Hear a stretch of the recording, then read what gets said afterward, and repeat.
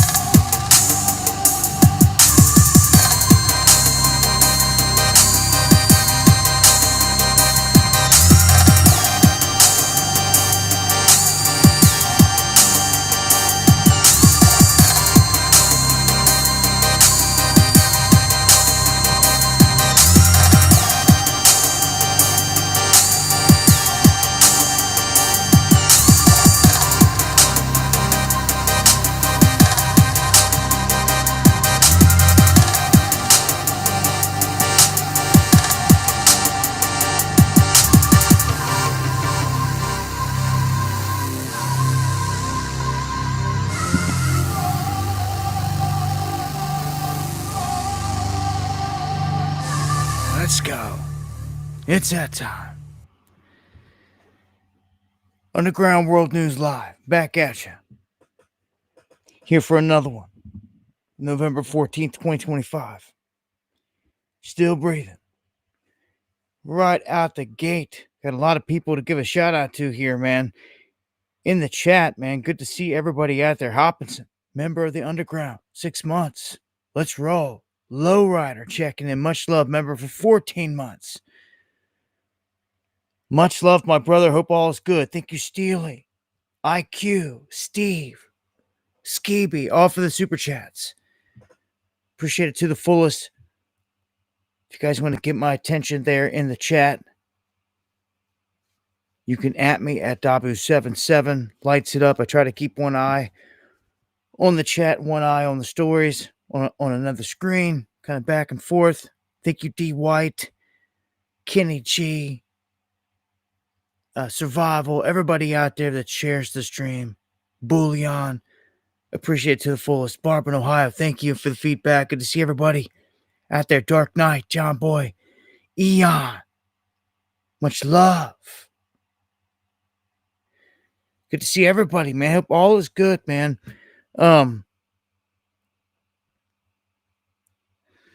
Hillary for prison. Hey, all day long, man. That slogan will never get old. Although it never happens. You know. It's a shame right here still screaming it because it never happens. But yes, we can keep up the hope. Skeeby, Bone Score. Much love, guys. Hawaiian House. Yeah. Well, it gets to a point where there's so much going on. Sometimes I just keep the title Underground World News because I mean, there's just so much going on. I don't even start to put the different stuff in there. Sometimes I do, sometimes I don't. Blue Angel, thank you for the coffee. And William, thank you as well. Going to start off with some space news. And a thank you to all you that send images in my way. Much love, Brenda. A lot of people seeing the Northern Lights for the first time. Unfortunately, I did not see them either night.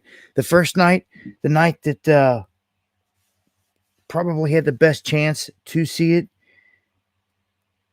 it was kind of cloudy, and we didn't see it. Second night, it just wasn't there. Just how it goes sometimes. Still wanting to see it myself. I know a lot of people out there. It's one of the things, you want to see it in life at least once with your own eyes. So if you got to see that, man, good for you. I got a funny feeling we may see more activity. Now look at what we got. The whole reason that happened is because multiple CMEs came in. They formed what's called a cannibal CME. It's where two or more come together right at the same time, right before they hit Earth or as they're hitting Earth, and it blankets the Earth in a geomagnetic storm, so to speak. Well, we had X flares pop off, and that's a whole lot more energy than just one of these lower class flares, a C or M. The X classes can really start to do some damage, depending on how they hit and all that. Earth directed, it's not good. Now this 4274, as I said before, you got to watch it before it gets out of view. It can pop off an X flare, and it has an X4 extreme ultraviolet radiation from that sent a shortwave radio blackout over the Indian Ocean. The X5 the other day, when it hit, it did a blackout over Africa. So there is, there's an effect initially, like right out the gate on Earth with these flares, depending on what's directly facing it. And then you got to wait a day or two for the CME to get here. And then that's when the geomagnetic storm kicks up. What in the hell is that? I don't know why. What's going on over here on YouTube? I'm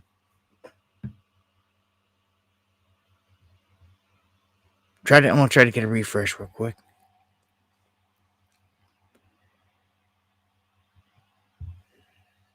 On everything here real quick before we take off. Much love, Cannons. See you out there, brother. All right. And thank you, John, for the coffee. You can see here also, well, it's not going to show. I'll just go on to the next clip, what I've got lined up here. For 3i Atlas. And first off, I should probably show this. People were sharing this out there, and there's confusion because of the name. And I want to clear that confusion up here. This Comet C 2025 K1 Atlas is not the main Atlas that we've been watching, the 3i Atlas, the interstellar object. This is different. I've pointed this out before in separate videos, but there's still confusion out there because it's kind of confusing when it carries the main name. Like, they really shouldn't call it Atlas, even though there's a K1 there before it. And that's the big difference here. You should probably just have a whole another name. But No, they don't do that. So K1 is a different body out there that's making its rounds, and it looks like it started to break apart. And this was floating around today, and people were like, oh, thinking it was 3i, but it's not. So when we get to 3i, there are some interesting details here with this thing as well.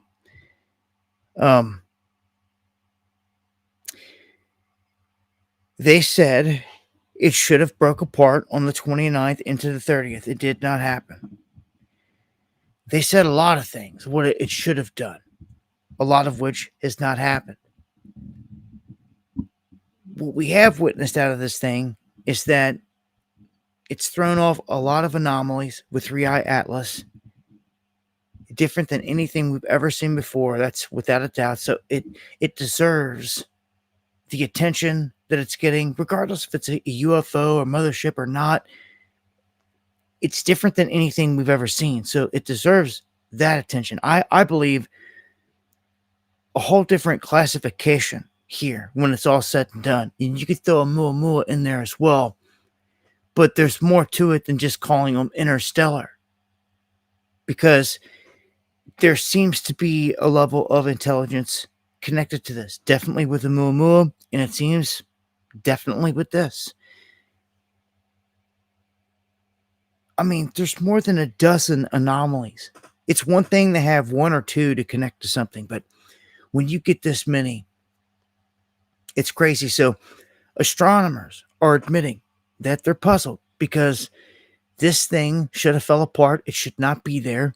The debris that was kicked out, the plume, was so large that it should have actually been 14 to 16 times larger than what they're saying it is,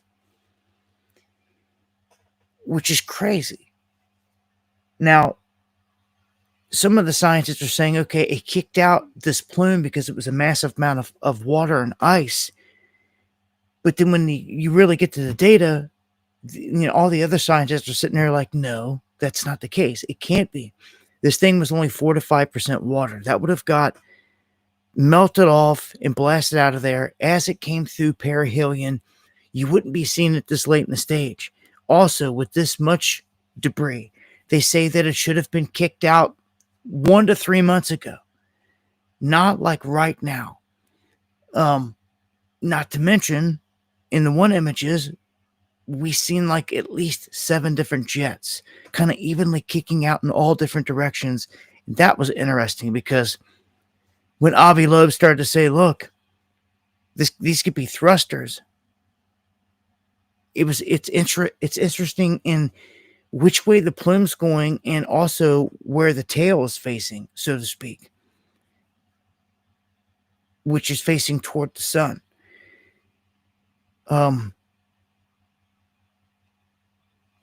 This thing is wild looking, man. Regardless of like this, I can't even begin to explain to you. Like, this isn't normal. I can't tell you what this dark spot is off the front, hanging off the front bottom.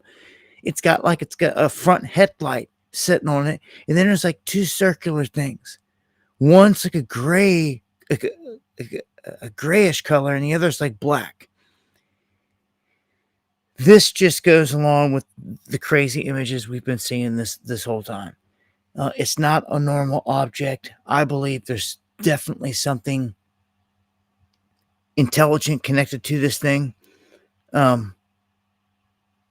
could just keep on going. It doesn't mean it has to come toward Earth. Doesn't mean it has to have any interaction with Earth, to be honest with you. It seems like it did everything in its power to avoid Earth. It came in at an angle to where it was away from us. It hit behind the sun up till recently, but at the same time, it was able to come through and graze Mars's atmosphere super close to where if it's dumping cyanide, which they're saying it is, that's the building blocks for life right there. You're dumping in the atmosphere of Mars, period. Those are facts, Jack. Then it's still about to go through the outer atmosphere and outer regions of Jupiter with all of its moons and everything there, a flyby. The precision of this is what catches my attention. It dropped down like literally out of the sky, like way above, like way up there in space above us. It dropped down flat onto our plane and then leveled out. After like dropping like a rock in a bucket, it leveled out on our plane, which like nothing naturally ever does. Like that has to come in like a normal angle and pull. Then they tell us it's not gravitationally affected by the sun, meaning that the sun's not pulling it in here. Meaning that it chose to come in here at where it's coming into. The speed, the angle. Why is it coming in and wrapping around the sun then? Acting like a comet. That's where others say, look, this ain't right. I will also say it gave off a radio signal frequency here recently. We covered that. It's also coming from the one little small patch of sky out in space that the WOW signal came from. And thank you, Cannons, for buying all the memberships, everyone that got them. Welcome to the underground. I could go on and on and on about this thing, but in the coming days and weeks, the images are going to get clear. They're going to get better because it's going to pull away from the sun's glare, literally within days and weeks. Plus, the government's opened back up, so they got to cough up everything that they got at some point. They could sit on it for days and weeks, wait till it's past Jupiter before they start to drop anything. And then it could be doctored. You know, that's the one thing I love about these backyard telescope guys, because it's raw. And half of them, you can go over and watch them live on the live streams, like Dobsonian. And they got knowledge, like Angry Astronaut. And they're all saying like the same thing. This thing ain't right. And looking at the raw images, sharing them around, like, look, this is what we got. Like, what do you make of this? Like, and when they're talking like that, they're not trying to sound conspiratorial at all. But you're left with nothing else, because this is not a conventional comet. This is not a normal anything we've ever seen before, which it deserves some attention, I believe. It's not turning toward Earth. Now, if it did something crazy like that, everybody, like, it's not doing that. It's not showing any signs of doing that. It's showing signs of like, it's coming in here, acting like a comet that went around the sun, and it's going to make its way out of here. But at the same time, the sun is a gas station. So you would if you're coming through our solar system, you would stop by the gas station. You know, before you make your way out. No, I wouldn't. For real, it's a real deal. I've already witnessed things feeding off the sun. I've witnessed more than the average man with the sun. And I'm conscious to this. I'm aware. I don't just write it off. Things that blow your mind. Things that shouldn't be possible. Objects larger than even planets that have been caught feeding off the sun. So there's a lot more going on here than what meets the eye and what's being told. And Elon's pretty crappy if he's been out there and he ain't seen no signs of life nowhere. Canito in the house, man. Much love right back. Good to see you, man. Good to see some of you guys been around for a while, man. And listen, I also want to thank all you guys out there while it's on my mind that take a minute to write me an email and just give me your thoughts and like check in. I've been getting quite a few here as of late, and the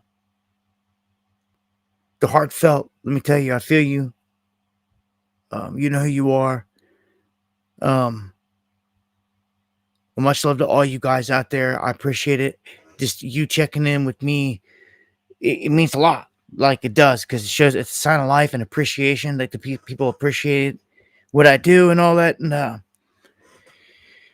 it helps. It does. It's appreciated. So thank you, all you guys out there. I know some of you guys that are out there by yourself fighting the fight. I feel you. I've cut myself off basically from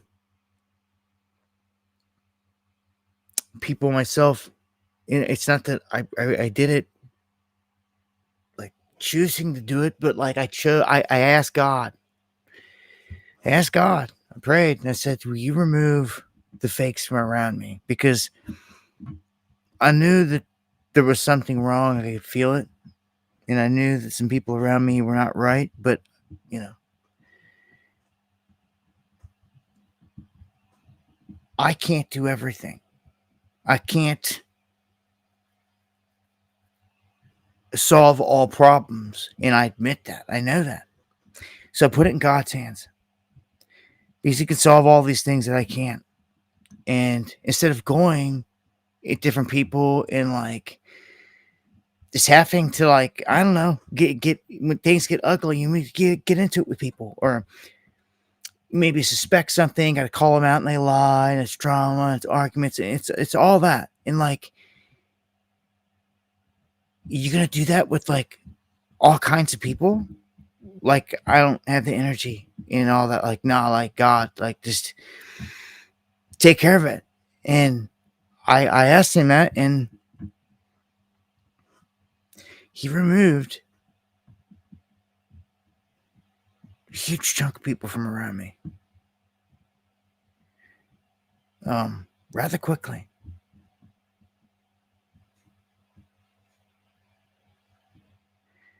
And I thank the Most High. You should put faith in the Most High and ask for help, because that's what He's there for, in crazy times, because it's not, He asked you to do this, you know?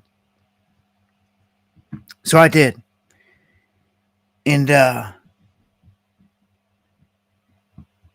don't know, there's things about this life you'll learn. Like Spiro said, you know, bro, you could be a hothead sometimes. I'm like, yo, hey man, I'm passionate, I believe, about what I speak in and all this. And you know, he's known me for a long time. But I was explaining to him how, you know, I was a monk was showing me the whole thing about, and I've already known this, but it clicked when he showed a set of strings, like beads on strings, and he simply said that, look, if you go through life pushing against these strings, pushing, imagine this in your mind as I'm saying it. He's holding a thing of strings on beads from his hand down, and with the other hand, he's pushing against these otherwise still beads. He's pushing against them, and he's like, look, if you go through life pushing, and he was showing pushing on them, and he let go, there's going to be a reaction every time. And for me, it was that moment that clicked in me. Like I already knew all this stuff, but sometimes like, you know, things happen, weird times, weird reasons. It clicked in me, and I had something going on that was very crazy in my life, that in other times I would have got the sword out and I would have gone to war. I can go into details, names. I would have went to war. And it was just here recently. But I didn't. Something inside of me told me, it reminded me of that, and I figured I would use it, I would test it, and it worked like magic, on resolving an issue, and not feeding into it, not putting fuel on the fire, and not pressing into it to get any more reaction back, right? Taking a higher road, which is something that you learn you have to do in life. The more you do it, the better, but it's hard to do. Not everyone can do it. It's about overcoming all this stuff. And when you realize this, I don't know, things start clicking. And I don't know. power of prayer. I thank all of you that pray for me and actually pray, because there's power in it. When more than one person does it, it amplifies. And it in itself is magical. I don't think we utilize it enough. A lot of people say it, we'll pray for you, we'll do this, but there's power in it. And I'm telling you, there's power. There's power in everything you speak. You know, that's why I don't cuss. I quit cussing. I try to change everything the best I can. No one's perfect. Like, I don't cuss on these streams to the best of my ability. You may hear me say the low level words like bitch or shit or something, stuff like that. But the F bomb and all that, and going on, I can still go, get my energy out there without having to use them. And also without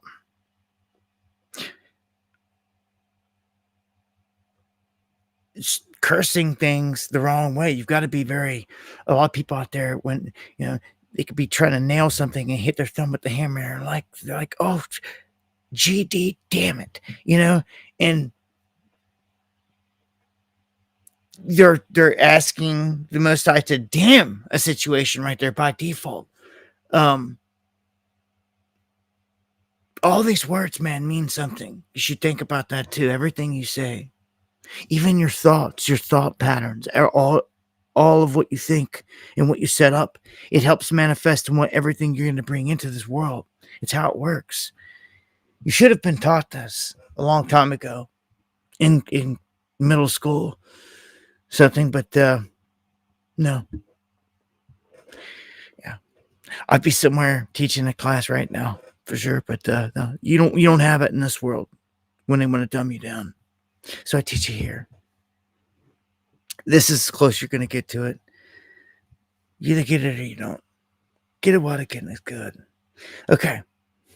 I can't help it when this stuff comes. I was just thinking before the stream, going through all this stuff. I always think, wonder how the stream's going to go. And I was thinking to myself, man, I end up going down these rabbit holes whenever, and they're uncontrollable, like I just did. But that's how it comes out of me. These things, this is how it comes out of me in the middle of the stream, whenever. So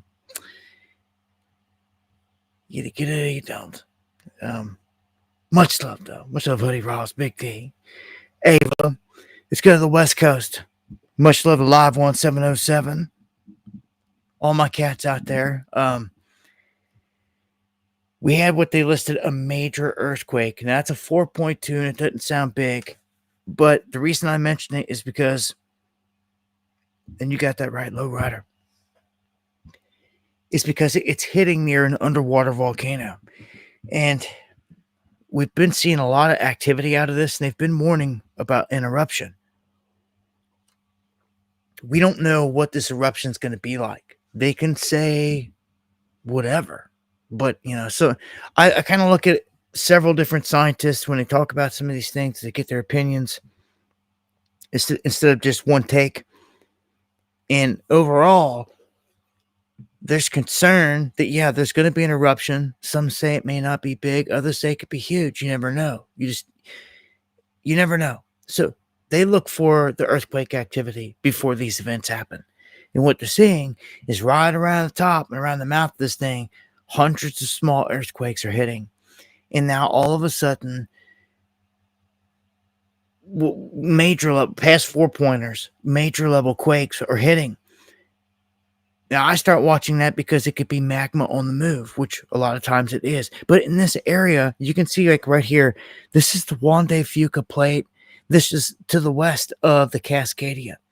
If a big quake hits the Juan de Fuca, it can affect the Cascadia. It can have a chain event reaction here. If a ton of lava or magma is let loose out of an underwater volcano, it can affect this whole system, is my thing.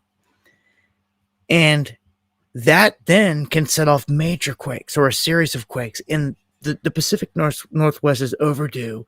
We all know this. Been putting out warnings for years. A free thinker checking in. Good to see you, man. Much love. Thank you for that. But West Coast, if you live on the coastline, I'm sure you have some kind of plan in case a tsunami comes or anything like that. I'd like to think that you do, but um, underwater volcano be pretty wild to see because eventually everything's going to hit the surface and then you're going to see a plume coming up out of the water. Uh, it'd be pretty wild depending on the size. Now, here recently we also had a decent sized earthquake hit up there in Yellowstone, and it's kind of the same thing. You gotta watch it. You gotta watch what's going on there. Um, God bless you, Crystal. Thank you so much for those coffees. Thank you so much. Um, I watched years ago this same setup, shallow earthquakes hit in Africa, which was odd because you don't see a lot there. And I just kept watching it, and they were going east. And I zoomed in, I scrolled over to the east, and there was a big volcano. And I put a video out. I was like, man, heads up. We could see some kind of eruption. By the time I got to do that and post it, they got closer. They hit the top of that thing and it erupted and it blew. And it was crazy because I knew that I sat there, I just witnessed lava, underground magma moving across Africa, the African continent, and then watching the big earthquakes hit as it was going east, quake after quake after quake, right up to the top of this thing. And it blew. And I seen it before it happened. And it was crazy. So that's a look at the underwater vent there. One of the vents there of the axial seamount. Axial seamount is this, you can see right here, underwater volcano. Actually, the biggest volcano system that we've got, I think, believe on the planet, is out there underwater in the ocean. Yeah, man. Just a heads up that you can see there all the smaller quakes. And I'll update if we see anything else connected to that. One thing I want to touch on in terms of the Earth here is the Gulf Stream. These currents are key. They're key to life. They're key to weather patterns. They're key to a lot. The way this place is set up and works, man, when you really sit back and think about it, design this place and get this place to actually work and function and stay that way on the planet without everything breaking down or something going wrong or in all this, there's a lot to it. It'd be hard for me to believe there's not something or someone overseeing and watching this place just to make sure that it stays in the right direction, because you get down the wrong path, everything is going to be offset and the whole planet could be wiped out. If you wipe out these conveyor belts, you're going to kill the whole ocean. You kill the whole ocean and you kill the planet pretty much at this point. It's how I see it. It is, I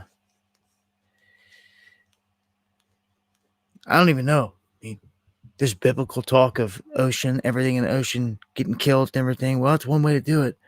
You want to shut that system down. It would at least, it would make everything from Hurricane Alley all the way on up to Iceland there like stagnant, void of life. If this current broke down, potentially, it could pick up a different pattern. One thing for it's one thing for it to just fall apart completely, but that's not always how things work out here. Some of these routes, they just find a different pattern. Yeah, a part of it could break apart, but I don't know.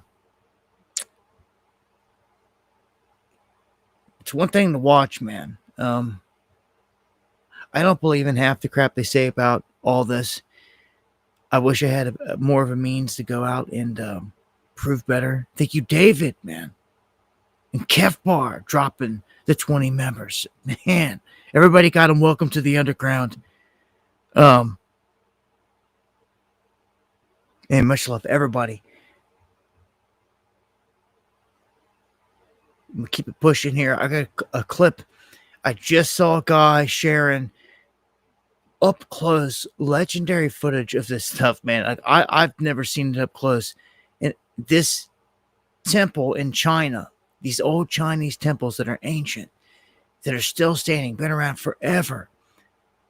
They are like, just like some of the other amazing ancient structures around the planet that are just like, man, how'd they do it?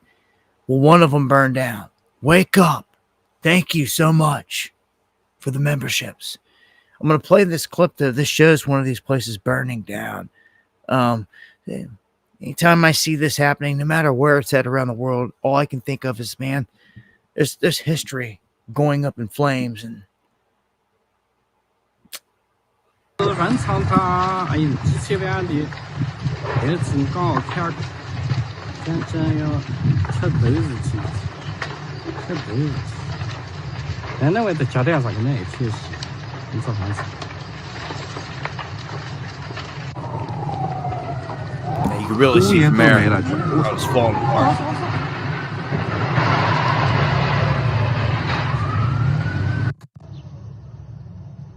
Man. That thing, everyone could see it from the city.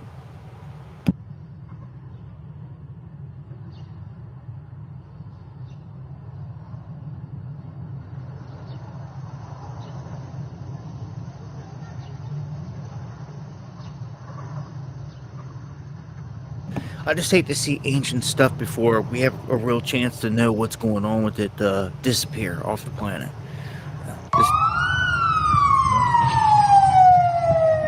There's only a handful of structures like this throughout the region. They burn down and then they're all gone. And Pat, thank you for the coffee.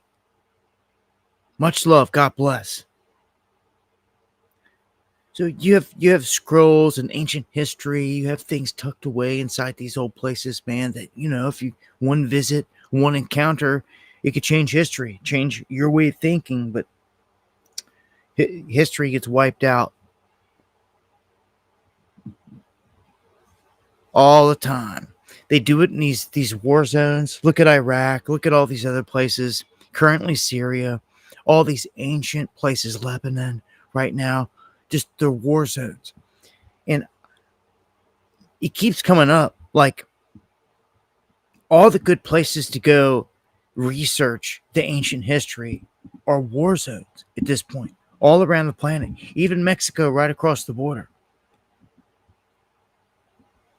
And even starting to be here, like they got everything locked down. Like one of the last good places to look, though, is going to be here in this country.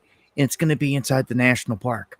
If you live in a state and there's a little area, and for whatever reason, they dubbed it a national park, well, let me tell you something. They found something there. I'm not going to tell you what. They never do. Look at all the national parks all throughout the West. All throughout Utah's just got them all over the place. Trust me, I've been there. And you go through a little booth, and when you enter, it's like no man's land. It's like the middle of a desert. There's no signs that say anything anywhere. It's like a wasteland of nothingness. Okay? But it's ancient territory. Hidden within it, when you go looking, you're going to find the remains of ancient stuff. It's why I went there. I found satellite footage, and you can too. Circles and squares on the riverbed that were huge inside these parks, and a bunch of other stuff that I'm not going to give away until we complete the mission. But the mission never was completed for me when I went because of a bunch of different factors. But we did find things, and we found part of what we were looking for, and it proved that, yes, something super old was out west. So old that the sands of time, wind, have worn it down to nothing. It's that old. That old. That's really old. but it's all there. And the footprint of everything that was ever built is there. And that's the amazing part. You wonder why they don't want you flying a drone in all these places? I wonder why. Because you're going to find something amazing. So what I did is I went right to the freaking line. Right to the line where I could fly. And you couldn't. And guess what? Their dumbasses ain't perfect. We found some things. And I flew. And I got some things. Because I was in and trust me, because if I wasn't in the right territory, they would have brought me down. I would have got nailed. But just beyond, right when I packed everything up and we went down the switchback to head down toward the Green River, it was all you could no longer fly a drone. And that's when you're down in the area where you're down by where you're looking up at these cliffs and you see all nooks and crannies and old ass caves. And you're like, what the heck is that? Well, I spent like an hour. I hiked up to one, but like others are so far up there, and it looks like ancient buildings. These places do. Me and Mr. A were making our way in there under the moonlight and then back out under sunlight, and we were just blown away. It was like you were in like ancient Egypt. Like the earth looks like buildings, like ancient structures, pillars, all uniform in shape. It's wild. It's nuts, man. But like humans don't ever have time to go explore this stuff. They're all slaves to the beast, right? So it was Grand Canyon is crazy and it's off limits. I was just talking to part of the crew, man, about trying to get a trip to get out there and find some stuff and to do some things. And it came up of jail time if you try to go into some of these places in the Grand Canyon because they're off limits. So you're telling me that there's literally places that you can't hop in a boat and go down that river? Like I know people have. And go all the way down to Colorado, all the way through the Grand Canyon. You're telling me you can't do that? It's one thing not to fly a drone, but you're telling me you can't do that? Where's somebody standing out in the middle of nowhere saying that you can no longer go past a certain point when you're on that river? I don't understand that.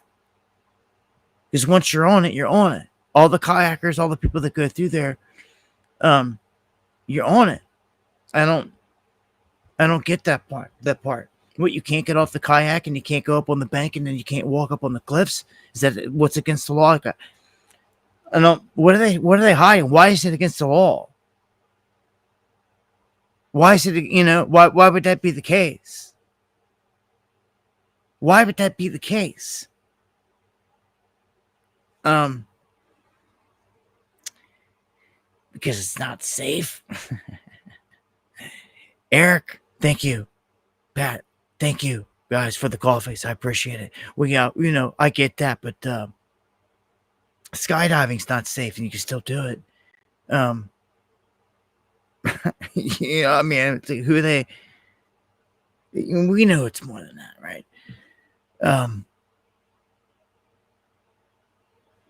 Okay, so I'd love to see the pictures. Gio said family just went there. Yeah, if you got any information, any expeditions, anything that you've got to add to that, I'd love to hear. I love the ancient stuff. It's something we like. Indiana Jones stuff in me. I want to know the truth, and there's no better way to know it than to see what's really happening, what's going on. The government's obviously lying under threat. So what are you going to sit there and be scared forever? I don't think so. Not, like I said, not me. Like I'm willing to go out here and find some things. If they want to kill me along the way, they can kill me. I don't care. I ain't trying to die, but like I'm not going to sit here and be scared of everything and waste this life on being afraid. I'm not doing it. So I want to go out and find things like this the ancient goblet that you see here. Now, America's not the West Bank, but it's still got treasures. 4,300-year-old silver goblet unearthed. that has a depiction of like the beginning of time in all this. That's pretty cool. It's pretty wild. Imagine finding something like that. The scene is very similar to the book of Genesis. And, you know, they're telling us about it. They don't have to tell us about some of these findings, like a lot of the giant stuff. I was watching a video earlier today of a guy, he was in Afghanistan, that went and visited a family, and it was a brother and sister, and they're giants. They're huge. They're on camera. I thought the thumbnail was fake because the guy's sitting in a living room next to him. I thought it was fake. So I clicked on it just to see, like, dude, if there's people walking around this big, like, there's no way. Yahweh, they are. They sure are. And they're in pockets all around the planet. And the crazy part is, these people were so big. The guy was arguing that they should be in the Guinness Book of World Records. They should be listed, but they hadn't come out there yet, like, for whatever reason. And I'm just sitting there like, all right, how many other people are sitting out there like giants like this, and they don't want to bother with them? Like, because they're from the mountains of Afghanistan, they're not some white Englishmen or something that they want to stick in the books. I don't know. I don't get it. But they're out there, and there's video of them. You can see it. And this guy had, they were like, look, their mother was speaking. It was like, look, when they got to about 12 years old, they just started growing, and they never stopped. She couldn't explain it. Their father was dead. And, like, the guy held his hand up to the other guy's hand. And the guy was complaining because he's like, man, there's no way to make an income out here. It was really poor where they were at. He was like, I'd like to go play basketball or do something somewhere. And, like, it was just crazy. I mean, he was a giant. He was huge. There's so much going on this planet, man. We should be able to go and meet these types of people and explore and do these things, man. That's right. Underground's always fascinated me too, brother. Although we got more adventure ahead. I'm gonna make sure of that we got more adventure ahead for sure.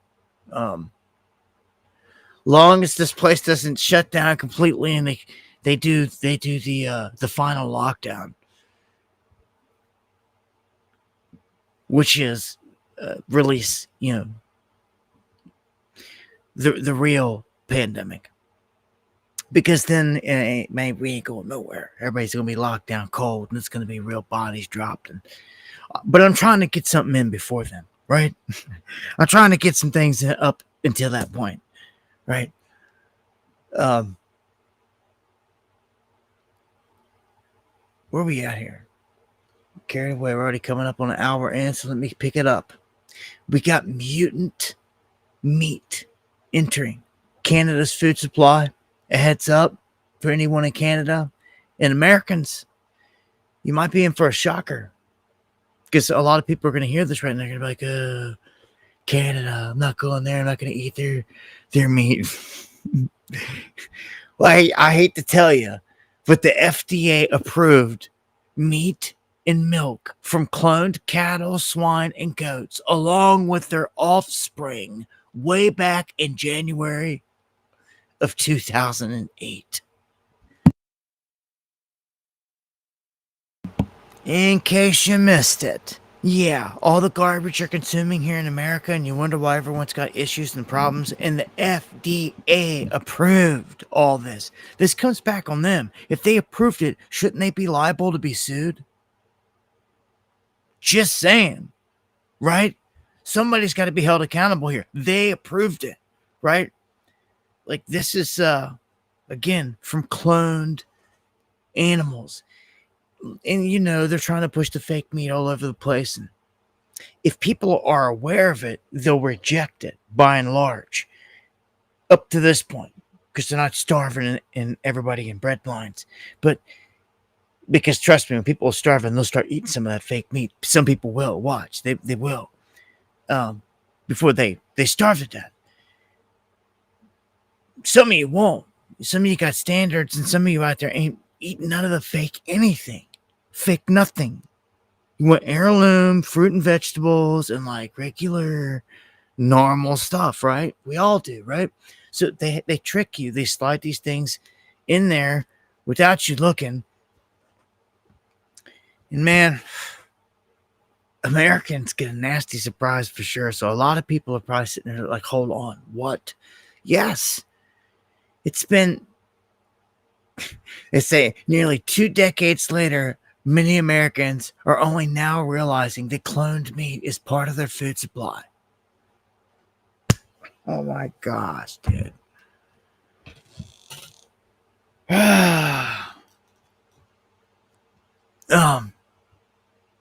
Make them eat it first. Yeah. You think smash burgers and pepperoni? Well, I don't trust any of it out there from anywhere.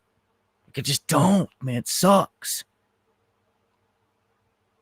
I just read that. Go to a farm, you say, is the answer. Well, therein lies an answer. I do. I have. It's what a lot of the meat in my freezer is stocked with right now is from us going to an uncle that actually does it, that raises cattle. I'm lucky enough to have one, be able to go to somebody like that and know them and know that it's trusted. You need to get to know someone like that. Yep, all the way down to the processor and everything. Because look, you could be going out there and getting good meat and all this and everything else, but we've already exposed it.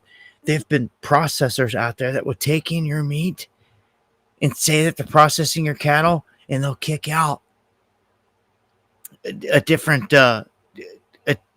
meat. And they've been busted doing this because it's been the cattle's been tested before. And then when they get back, whatever, they got to test it. You have a match, and it's not. And they know that they've been had, that their meat's getting switched. Now, how often do you think that's happening? All the time, all over the place. We live in a sick world, man. You can't trust any of the meat out there anywhere, man. Like,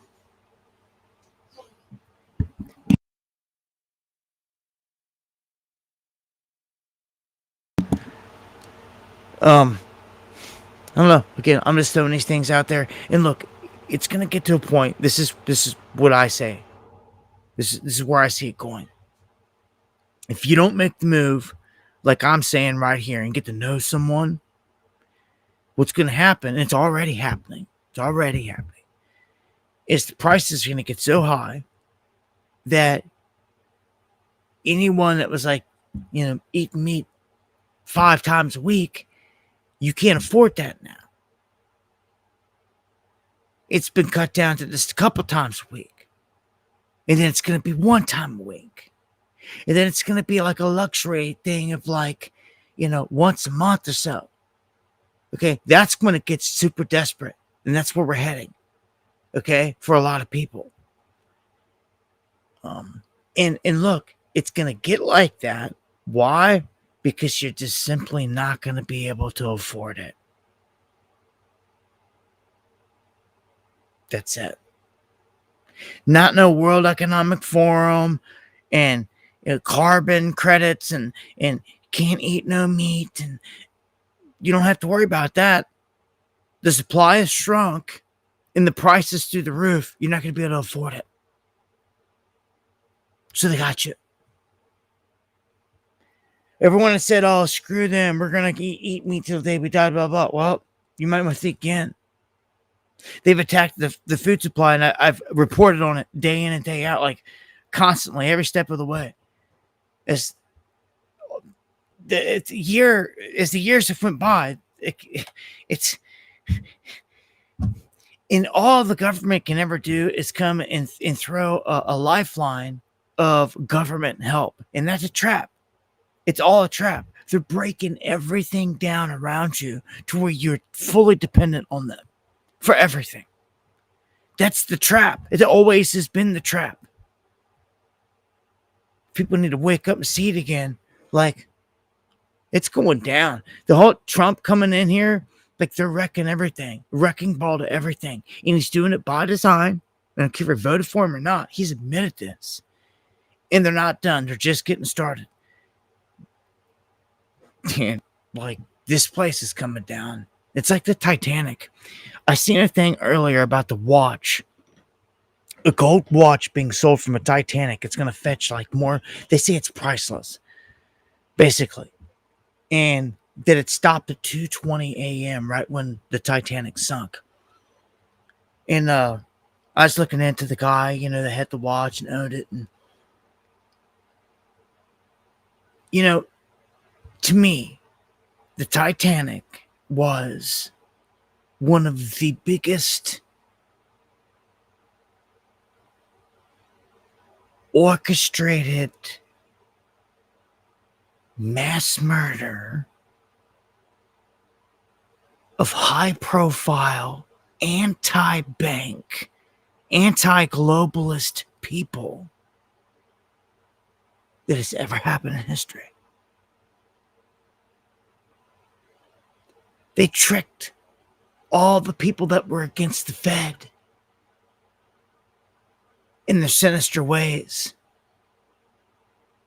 to get on this big luxury boat and got in the middle of the freaking ocean where they sunk it and killed them all.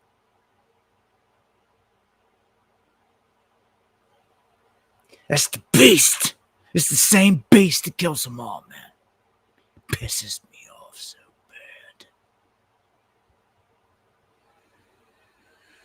bad. Because it always goes back to the same hand, whether they're blowing off Kennedy's head or whoever. Doesn't matter. It's always the same ones, man. They did it. Pisses me off. So I seen it. I'm like, man. Oh my gosh. Like, they're just so murderous. All throughout history, every step of the way, everywhere. Their fingerprints are all over everything. And it wasn't until now, with this information age and the internet and research and stacking information, you're able to see all this and what really happened, all the dirt come to light. And believe it or not, you're actually still in a window of albeit it's very censored, but a free window in time of research. Because I'm going to tell you, there's a time coming in the offing in the future where you're not even going to be able to access this internet and hear voices like mine. Not even gonna be able to go online without having the right credentials to prove it. Your biometric ID for through the B system and all that. Yeah. You see, I won't be around. You won't hear. You might find me being clipped and played years later, but you're not gonna find me around in that world. I will not exist in the beast world, in the beast system. Unfortunately, we're going to get to that here in a second. I've got a huge warning. If I could have put titles in this, where I'm going with this, with the World Economic Forum stuff here, is it's crazy. Look at this. Another Kardashian becomes a billionaire. Billionaire. You see, the rich, greedy men that run this whole place, they choose this. How satanic are you? How much will you bow down? How much will you sacrifice? How much fetus will you eat there? Kardashian, she loves all this. Well, her sister's a billionaire. She's a billionaire. Like the whole Kardashian family, stacked at this point. They the highest prestige occult members, so to speak, that are in the club get honored in that way. Okay, so she's the latest. I just wanted to point it out. Like, ridiculous. Like, yeah. They come out and evaluate her being worth that much, And it's all about that evaluation, and it's those powers that be that give that evaluation. Okay? Same ones that are going around killing everyone. Same masters that run it all here. They are the ones that really own America, that run the banks, that own the Fed. They created Bitcoin. They created Tether. That will be the new Fed going forward in the digital realm. Oh yeah, Mar-a-Lago Accord also going to lock all that down into play. People have no clue. If you're interested, go look up some research on it, but it ain't even rolled out yet. Everyone has seen next year, and you'll remember all the months ahead that I talked about the Mar-a-Lago Accord being rolled out and the shakeup. Steely, thank you for the coffee. Much love. So we know the Fed is not even federal. Like it's all ploy. It's just the name. It's privately owned. And like we're in the middle of a shift. See, Trump was sent in to bring in a wrecking ball. I mean, the guy's on film saying it himself. He was brought in to change all this. And to bring in the new, you got to tear down the old. It makes me think of a lot, not just the economy, but the grid and everything. But that's the saying, okay? Now check this out. When you're really rich men and you're sitting on the sidelines with a lot of money, when things start to go into chaos and they break down, like opportunities arise. And San Francisco, for instance, here, it's always, as long as this country is in existence, like I'm gonna say like forever. Even if the Chinese came over and they took over half of America or whatever, or the West Coast ports, like San Francisco would still be, it doesn't matter, it would be a prime spot, period, for anyone who controls it at all times. Major port area.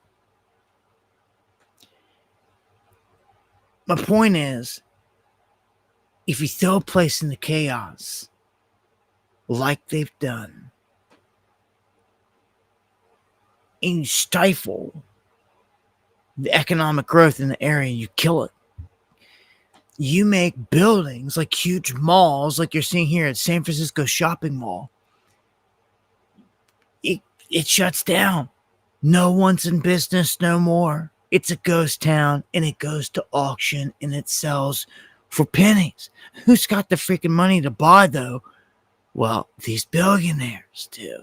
That are sitting there on the sidelines, swooping in, able to buy a property like this for super cheap. Okay? And then, once this becomes their 15-minute city, it's reopened under, all refurbished AI, but the whole new thing. You see what I'm saying? Like that's what's happening right here in front of your eyes.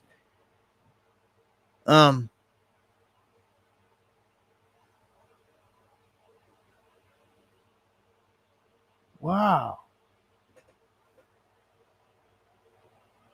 I swear I just heard like sirens. That was nuts. Like I shouldn't be hearing sirens.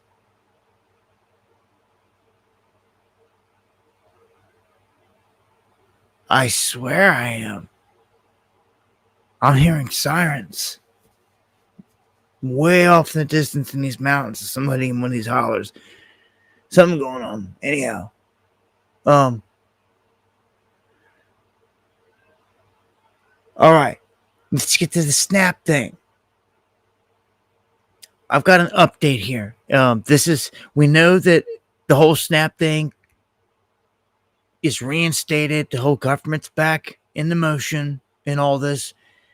But there's obviously a big overhaul going on here with Trump, with the government. It's been this way for a minute, right? And thank you, Steve. Man, thank you so much. The Doge came in, all that, they wiped out all the stuff. Well, now they're like turning it toward Snap. We just had SNAP, and people like only got a portion of benefits. And like every state's different. There's so much going on with that. They're saying that everyone should get paid in full, that only got a portion. You should end up getting the rest of your benefits if you only got a portion. But things are changing here. Now, in Iran, thank you for the coffees. Here,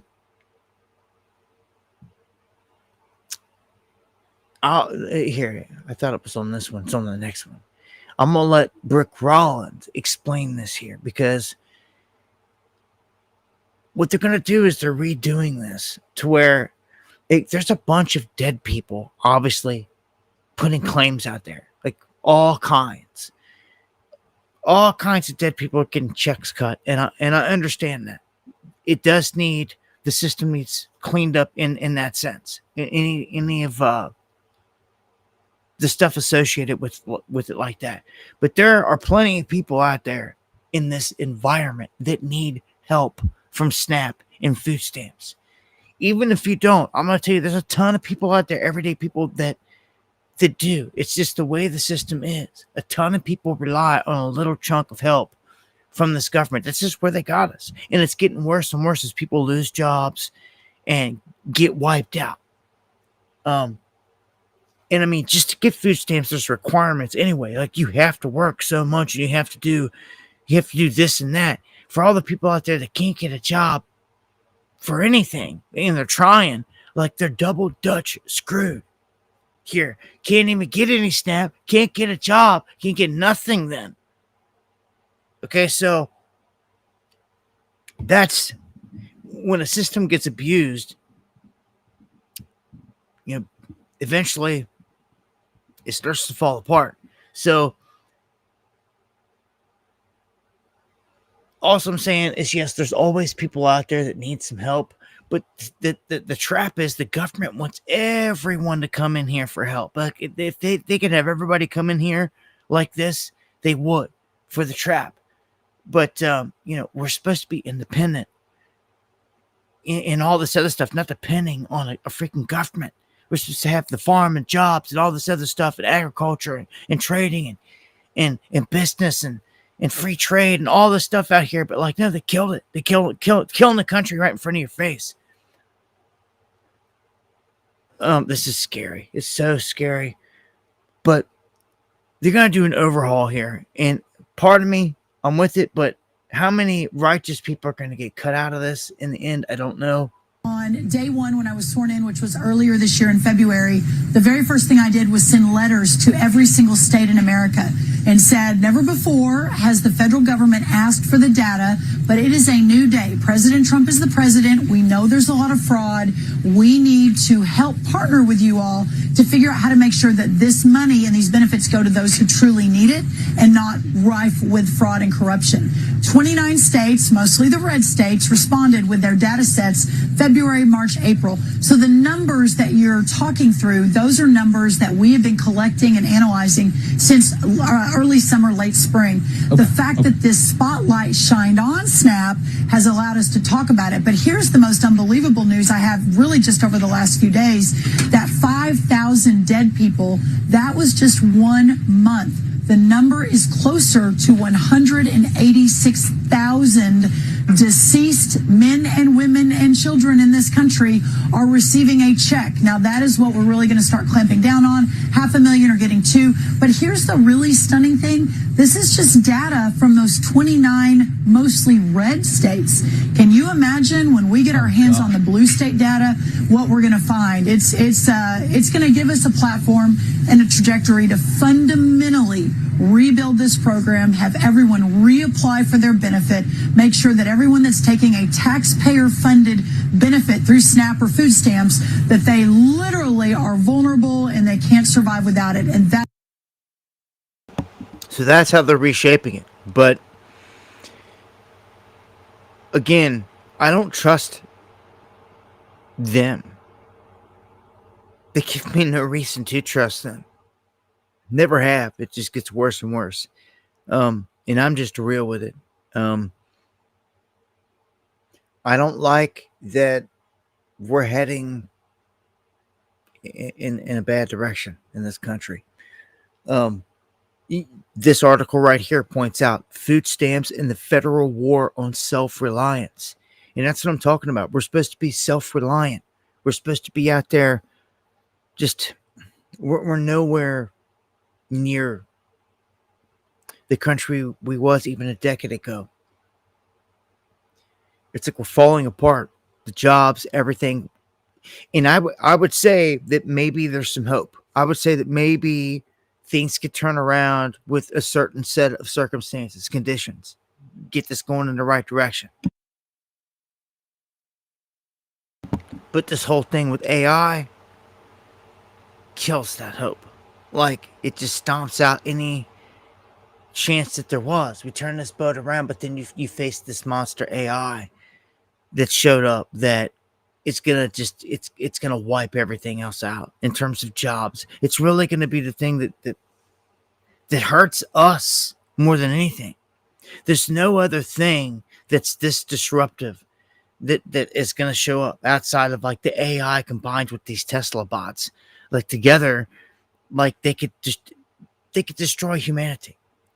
Like Terminator, literally, it's here right in front of your face. It's not just Tesla and Tesla bots. The Chinese have an army of these bots made as well, if you've not been paying attention. So they're popping up all around the globe. Not only do some of these countries have just millions of men they could send in for war, but now they've got these bots that I don't know how people are going to stop them. We've spent this entire time, decades, getting ready for a revolution or a war with the government or a war with whatever, whoever, a war with the beast. And in everyone's minds, it's been humans against humans the entire time.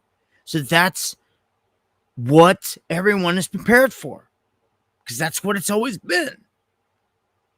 So your guns and your bullets were sufficient for that task. When it comes to Optimus and it comes to robots pulling up in Teslas in your driveway, and they're there to kill, your bullets are going to do nothing. And everyone's sleeping on it. I'm saying it. I'm mentioning it here tonight. You guys are hearing it. But everyone else out there, everyone out and around and about, like, they're oblivious to this. They're still going to keep on pushing, whatever. They're missing the message. It's going to be too late. Yeah. Because half your neighborhood's not going to get the message. Like, everyone out there is not going to get the message. And when this happens, and it's surely going to happen at some point in the future, people are not going to be able to defeat it. Only a very nimble and well-supplied, organized, and ready people are going to be able to confront this. And you're going to have resources. You're going to have a plan. Plan's going to have to be implemented precisely. And if you sat down and you think about it in the great detail, these things start to get rolled out. There is an Achilles heel to everything. And they will adapt as we find these holes. We've got to find the Trojan horse, and we got to be the Trojan horse to their AI, to their bot. Meaning we've got to be able to hit it with an EMP, scramble it, fry it.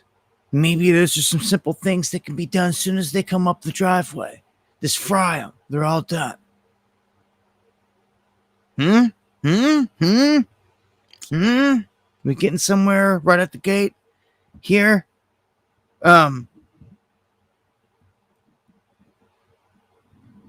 It at least needs to be tested. We need to figure it out. And then maybe once you start taking them out in droves, that way they'll go and they'll try to fix it to where you can't do that.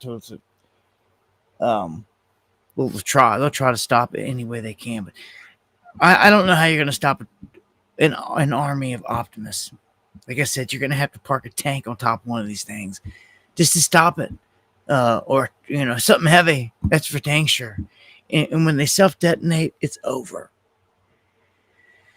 People are not ready. If they want to press the issue of wiping us out at this point, I think you can look around and see it's just about there. They can do it. If they really want to, they could do it. It's scary. It's what I see when I see all these bots and I see the Teslas and I see all this stuff.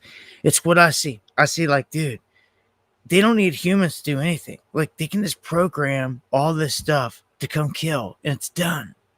What happens if AI decides it wants to do that? Who's gonna stop it? Nightmarish. In the meantime, Verizon cutting more than 15,000 jobs. I seen there was like another, was it 8,000 or something more added on top of this or something. And this is before the Thanksgiving holiday.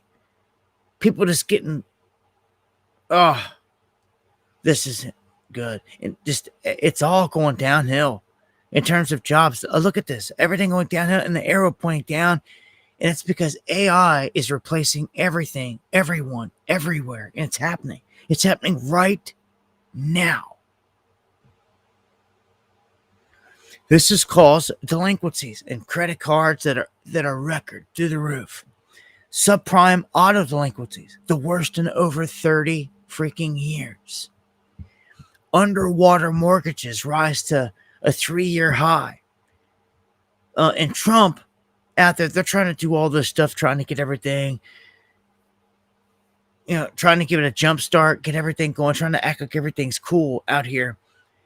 They're talking about portable mortgages now, which means that, and they're not available in the U.S. You can do that in the U.K. and Canada and other places, but not the U.S. That's where you can come in and you can take over someone's current loan. Like if they got like 7 years left on it and like, like $25,000 left on it or whatever, you can come in and you can take it over without any problem, smoothly, without any issues. It seems like it should be a common thing anyway, or like it would have already been here, but it's an option if someone wanted to do that. But apparently it wasn't, and they're saying it is now. And if you don't know, the whole thing with this 50-year mortgage scam, it is a scam. It takes the whole thing with the interest rate where everything sits. If you go from trying to get a $500,000 home right now, the median price in America, on a 30-year mortgage, you were going to pay like $240,000 in interest over that time. And it was going to be like paying like, $750,000 for the $500,000 home. Okay. Which someone's going to be like, damn, it sucks. Blah, blah. Well, no, they don't. That's a good deal compared to what they were trying to what they're doing now. Because with the 50-year deal here, what it does, the same house, $500,000 under the 50-year, you end up paying over $1 million on top of that. It becomes over $1.5 million that you pay in total. That's the scans. I mean, right up front. Just by the numbers, right out front. Nothing hidden, just right there on Front Street. They act like they're giving you a 20-year break, but no, they're hitting you for $1 million. They're putting you in debt over $1 million there. And potentially in a home that may not even last you that long. In this market, in these days, the way they've been building things has sucked too. Things are made way cheaper. Everything is, man. Even down to the lumber, the way the lumber is cut, all of it, man. Like, everything is dwindled down to garbage. It sucks.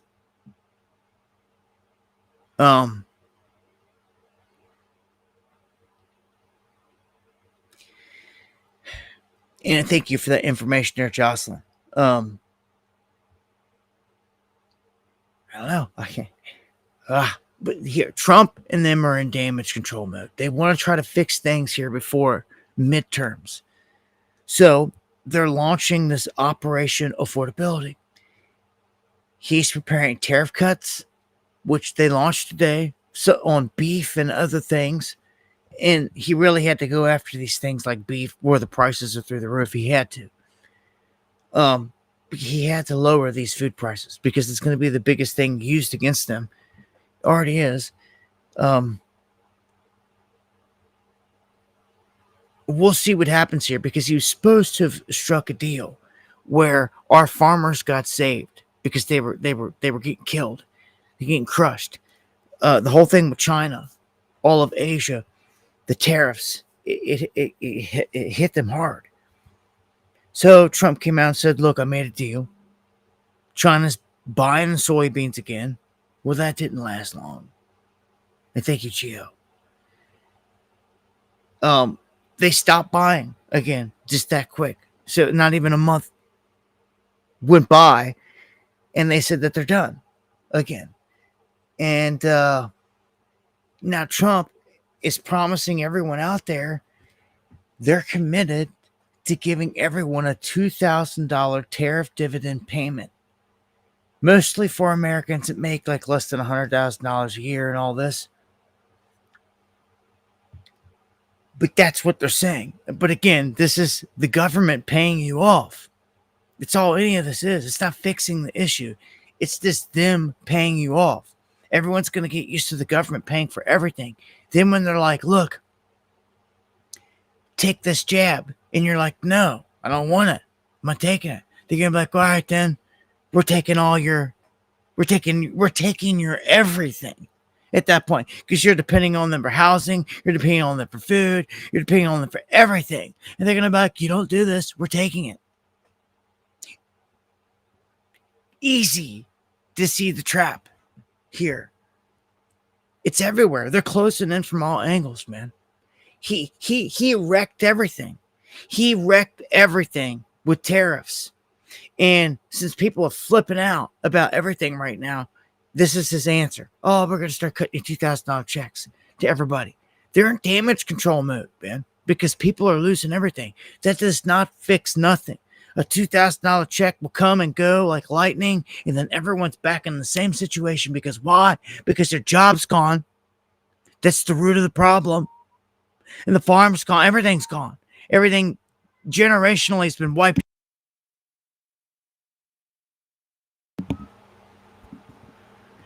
It's a huge scam.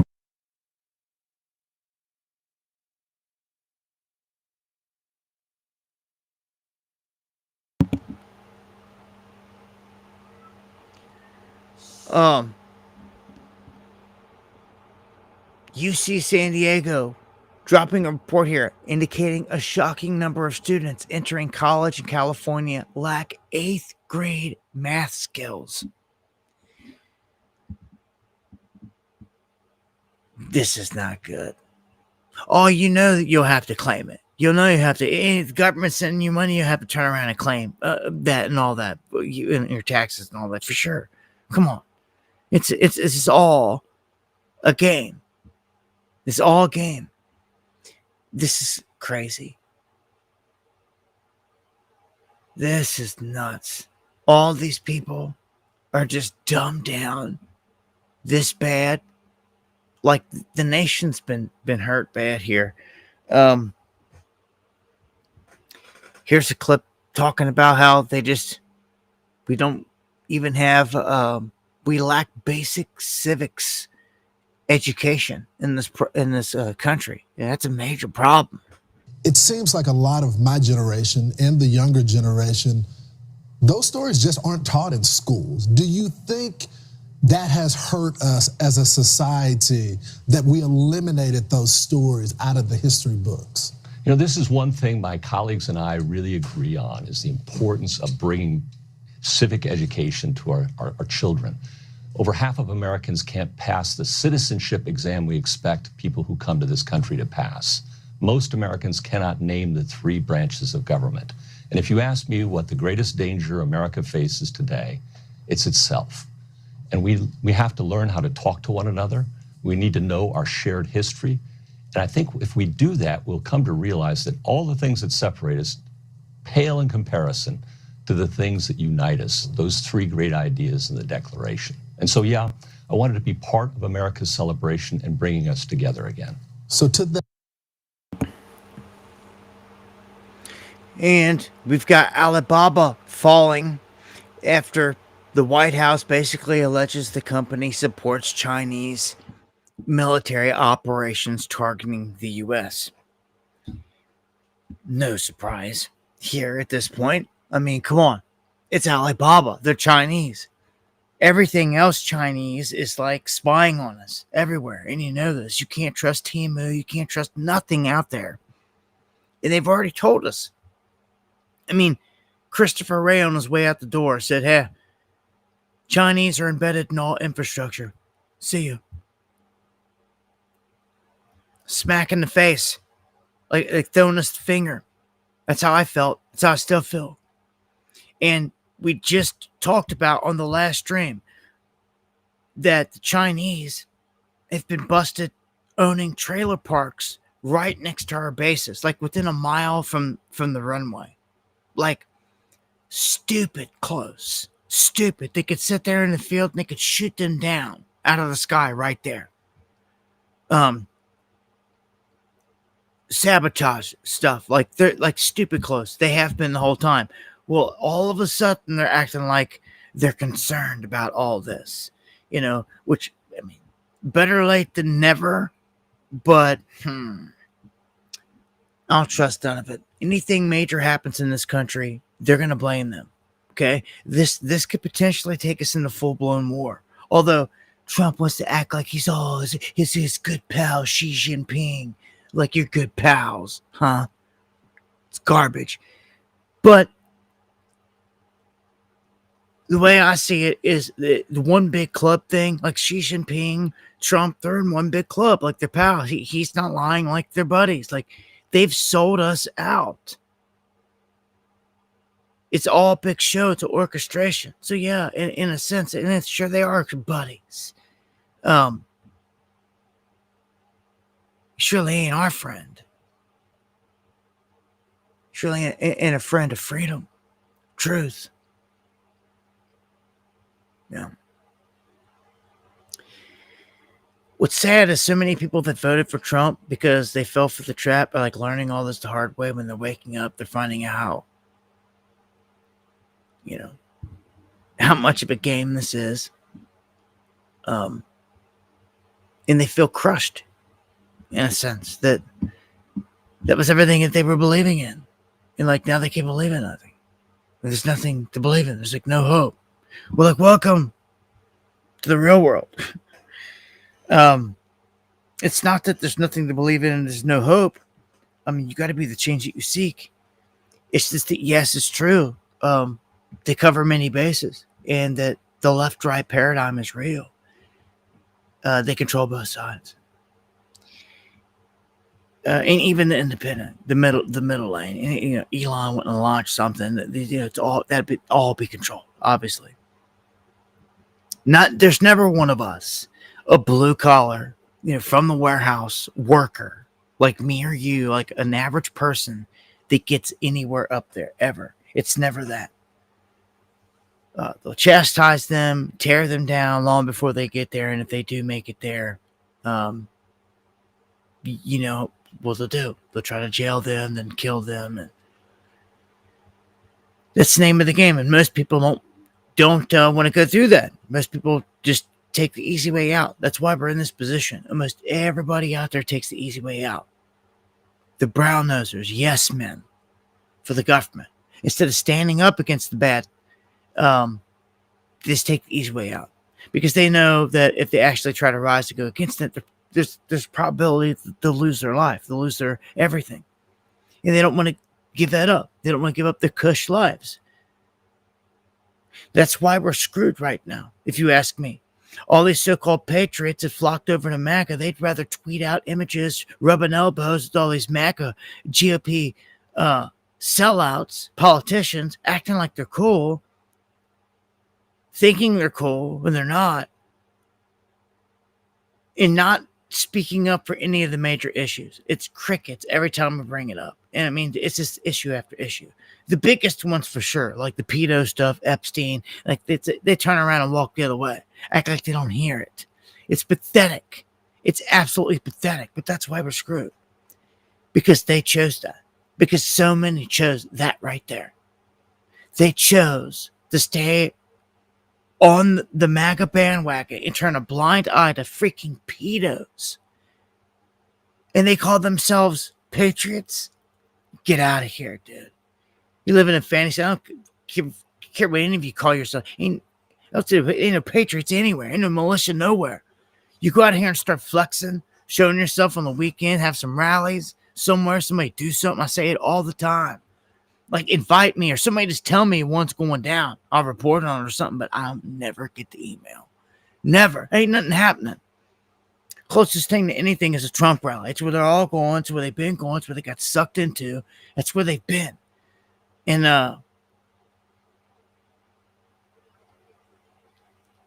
you're afraid they're going to try the feds like to infiltrate stuff. We all know that. Is that going to stop you from wanting to gather? It's ridiculous, man. It does though. It does. It's got everybody scared shitless.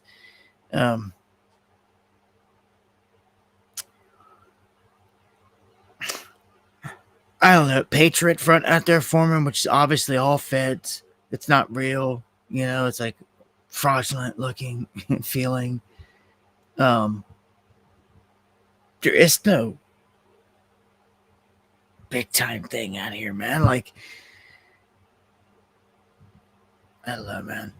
It's very disappointing, to be honest with you. I've covered this thing throughout all these years, and I've watched them attack this specifically, the Patriot militia type of movement. And I've watched them, set honeypots along the way, all the way from the Bundy Ranch. Me and Sparrow were talking about this to the wildlife, the refuge, Malheur refuge set up with all the patriots, which was a setup and a honeypot and all that, a trap. They offered me $10,000 cash to come out there. Never in my life has that ever happened. Anything like that. That's how desperate they were to try to put me away on that one.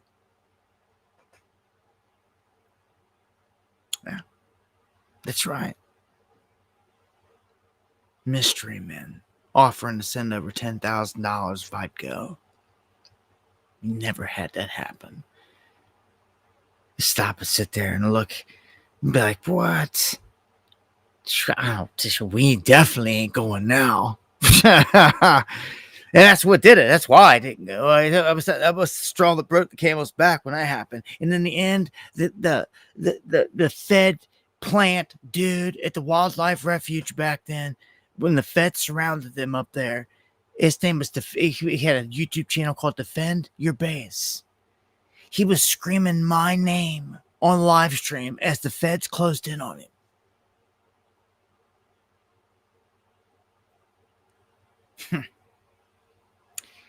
Oh, yeah? Oh, yeah? Talk about dodging a bullet. Because they definitely wanted me there. They probably wanted me dead like the boy. And anyone else. I mean, the whole thing disgusts me.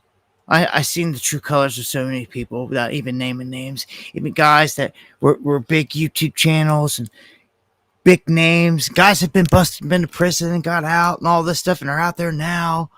None of them are to be trusted, man. I've come across all these goons. I've seen their true colors. I could go on and on and on. Oh yeah, there's more feds than patriots. And after that, even if guys had a little bit of patriot in them, the feds turned them out. It's disgusting. There isn't anything. Isn't anything. Look around. There isn't, man. I try to have these get-togethers, man. I keep bringing it up. It keeps getting closer and closer. Like, I'm going to have to do something at this point. I'm going to have to pick something and organize something, and we're going to have some kind of get-together. And yeah, a Fed might show up. Normally does. But guess what? We normally know who he is, and we see him, and we know him right there in the crowd. The very first show we ever had, dude showed up as a Fed, working for the Fed, him and his bitch. And I'm sorry for the language, but that's what she was. Because they came in, they stole from us, they tried to set us up, they stole the list of, we had it all on camera. We had them all on camera. Stole the list of everybody at the front door and all that, and they were asking Fed questions. And they sent in a dude that had, oh man, he was like pure. They did him up, make him look like he was the pure patriot militia dude, and like we seen right through it. He was instantly on it, barking out in the crowd, asking these setup questions. So want me to go take over the government? You know, like you got a wire on you, buddy? Like, are they listening out in the van? Like, tell them to F off. Like, just get out of here. Like, and like those dudes, like, you just deflect. Like, and yeah, they've got snakes. They could work right into your crowd, right into your crew. But are you going to bitch out and stop the fight? They could set somebody up in that ends up being a real good friend of yours. Has no connections to the federal government on the outside. Looks squeaky clean. Been working in a factory here for all these years and got perfect background. But little did you ever know, they got in some trouble or they got pulled in. Because maybe they went to January 6th or something crazy. And like they flipped on you. They turned on you. They wanted to take you down. They at least tried.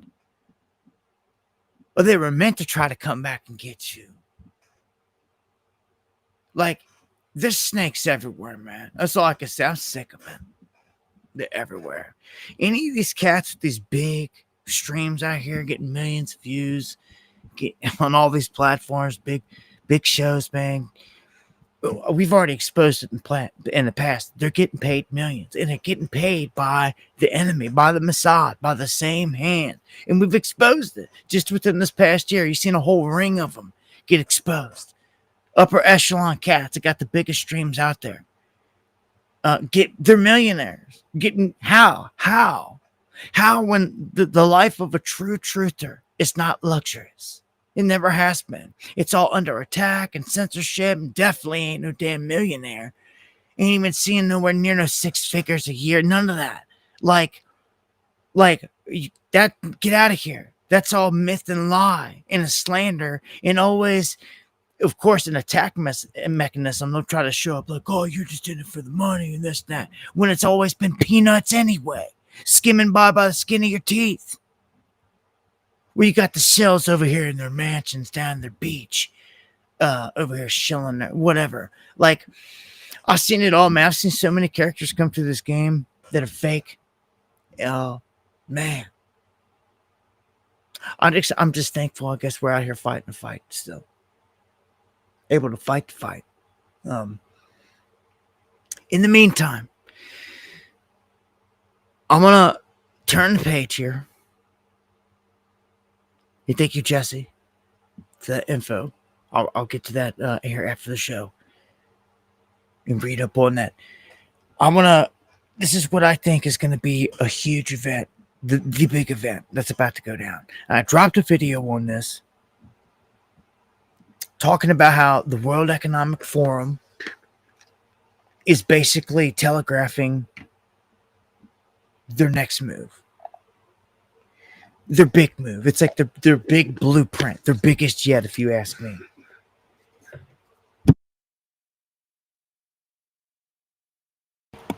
And what it shows is, well, kind of what I've been telling you this whole time. A reset of the economy. And I'm not just talking the U.S. economy. I'm talking the global economy. This is a global plan. And this goes beyond me. I tell you all these things, but like when you can hear it come out of like the horse's mouth, so to speak, like you kind of different perspective. It's not just Abu7 over here saying, oh, he's conspiracy theory. Or it's no, it's not a conspiracy theory. When I can take you over here and play the video and you can hear them speaking everything I'm telling you themselves. Then what is it? It's still conspiracy theory. When you say that, it's like saying anti-Semite. It just shows me you're scared. It sure does. Makes me want to sink in even harder. So Illuminati on the WEF and all their plans here. We'll do everything we can to shatter them. But I'm going to preface this with this. Warren Buffett, one of the biggest strategists on the planet, one of the richest men, who's behind Berkshire Hathaway here, has a $4.9 billion stake in Alphabet. Okay? And he's holding it. He ain't cashed it out. So that tells you right there that Google, Alphabet, that's going to continue to march along. And he knows that the top dogs are showing you this in their moves, in their portfolios. A lot of his portfolio right now is cash money, which is crazy. A record amount, more than ever. Like he's heading up to like $500 billion in cash or something stupid. The dude's he's like waiting. Like I told you earlier, with the mall getting degraded and everything collapsing, somebody swoops in and buys it for the pennies. He's like sitting on the sidelines waiting for that. I can see it. Anyone with eyes and a brain can see it.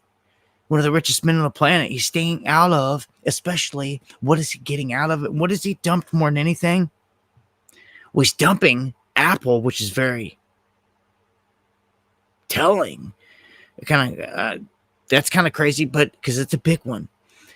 But he's dumping the banks, all of his bank shares, and he just unloaded more of what he had left of Bank of America. And that's something we've been watching because the banks have come under attack, and they're suspected to come under attack.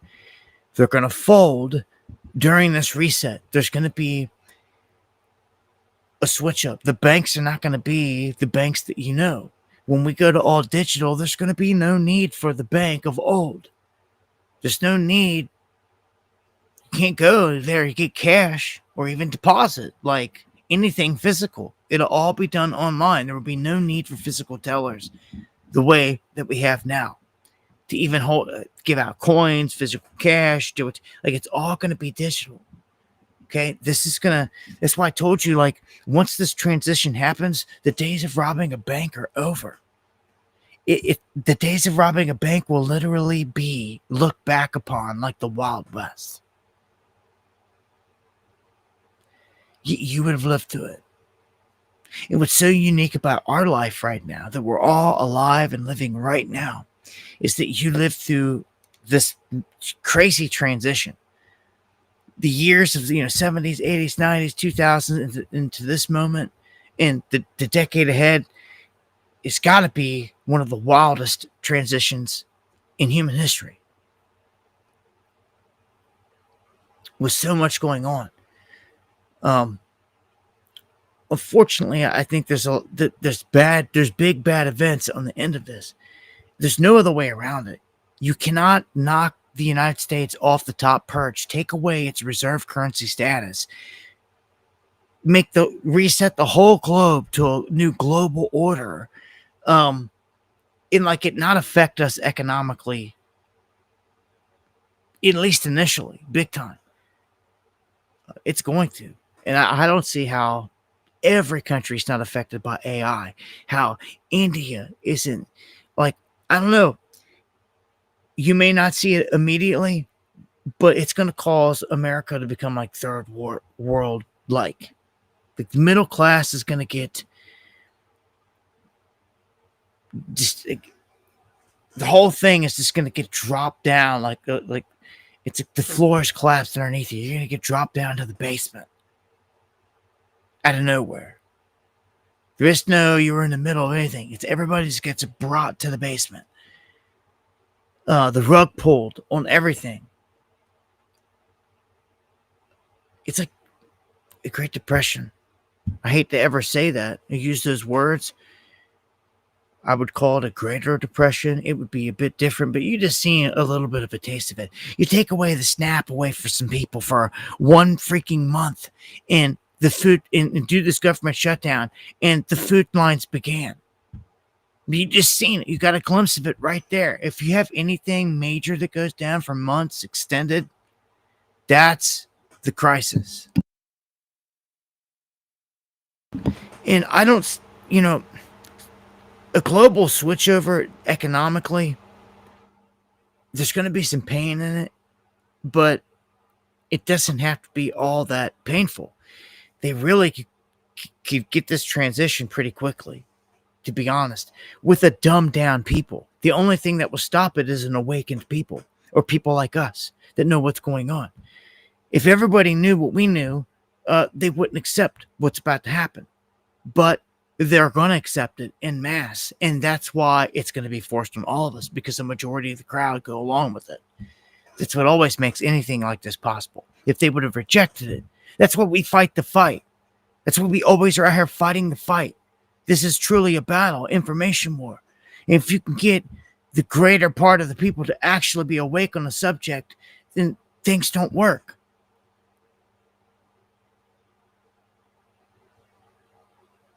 So, we're so censored around here. We need this message to get out to millions, and we just don't reach that. We never will at this rate, because they're going to keep us in a bubble. All I can say is be thankful for knowledge that you gain. And for those of you that are prepared for the things that are coming, and that you're aware of what's happening when this all goes down. Because look, if you wake up tomorrow and the banks, or Monday morning, or whenever, and the banks are seized up and you can't get money out, and everything's calm for a minute, but then like a couple days go by, maybe a week, and like it's an issue. We've been talking about it, and nobody get pay bills. It's this whole other thing where they hacked. They're quiet about it. We don't know if it was a glitch. All of a sudden they say, well, guess what? The government's going to start telling everybody, because this is going to be the plan, like propaganda, that, hey, you're going to get a little message on your phone. It says, look, just download this wallet, and whatever money's in your account, you can spend right now. It's going to be legit. It's going to be from the government and all this. And they're going to say, just download this wallet. And you can basically go to the store and get everything you need right now and pay for everything. That's what they're going to do. That easy. That easy. Problem, reaction, solution that they served up. And that easy. That easy.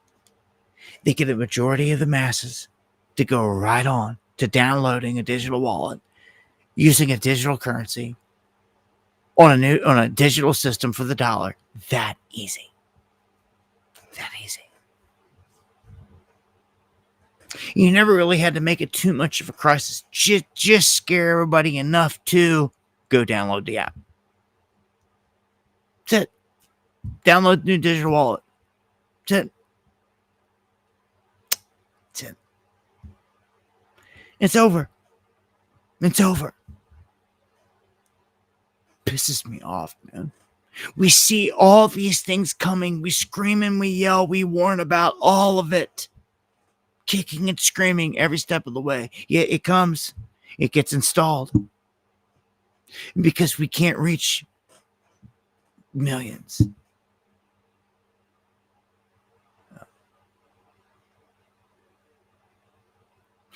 They're definitely afraid of certain people out here.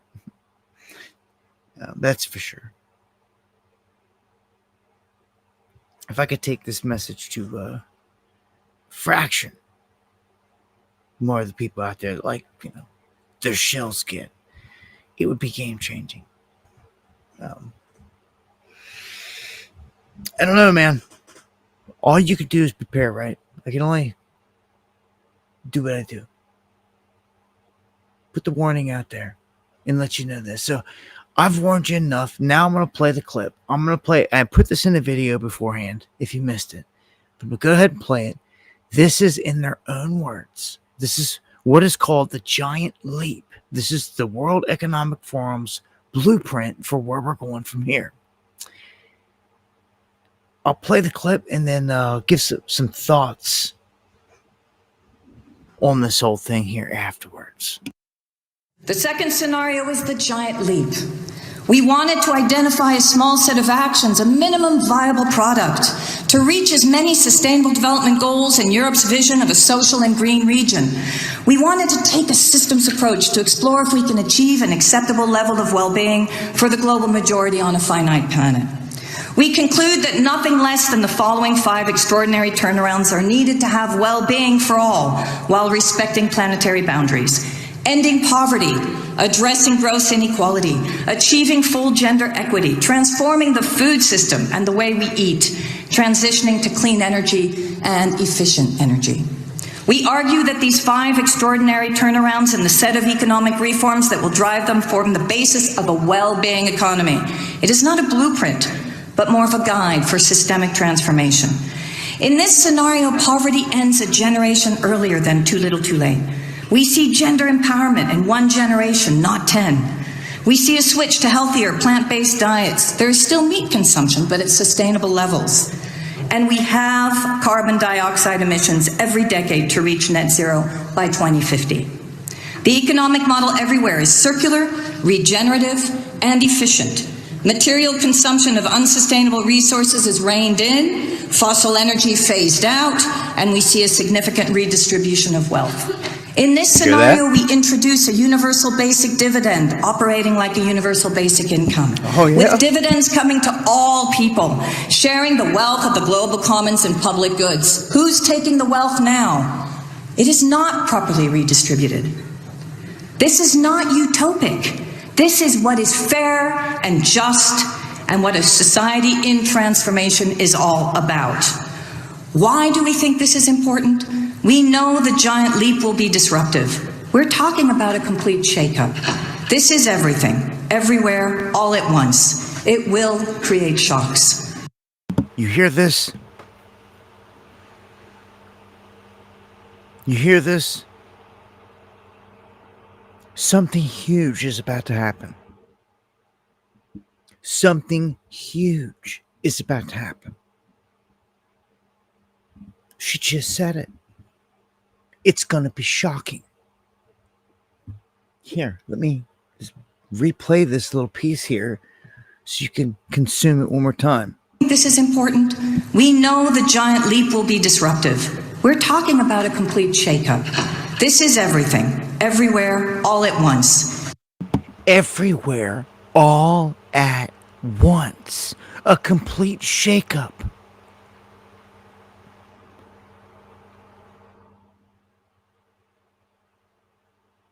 Guys, something absolutely massive is about to happen.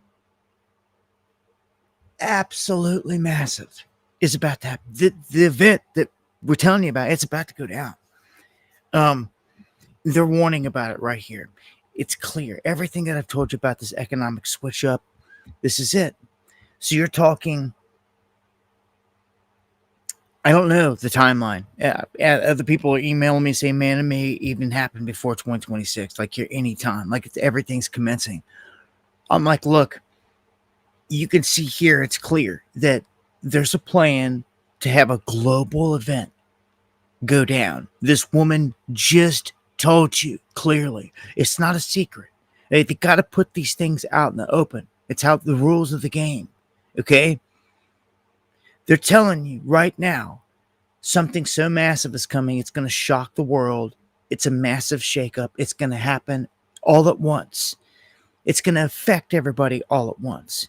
I'm telling you, this is, as she was explaining, the reset. Now, she also said they are doing away with fossil fuels.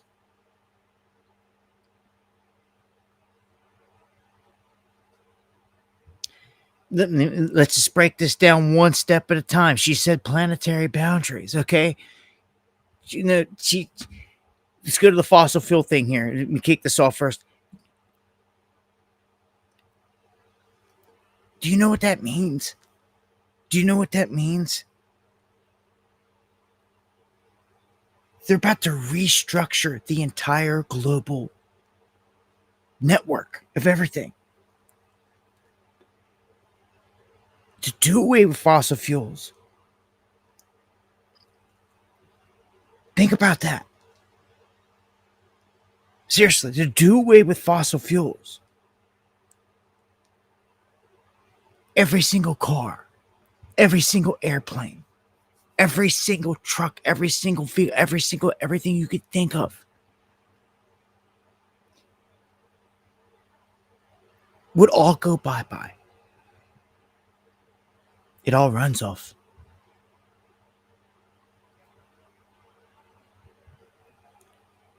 instantly.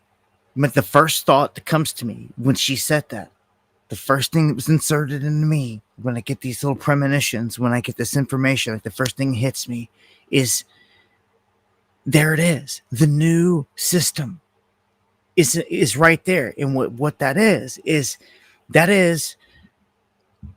everything a lot of us have ever dreamed of. Like you would want, like anti-gravitics, the Jetsons type of flying around vehicles, Tesla power, 0 point energy.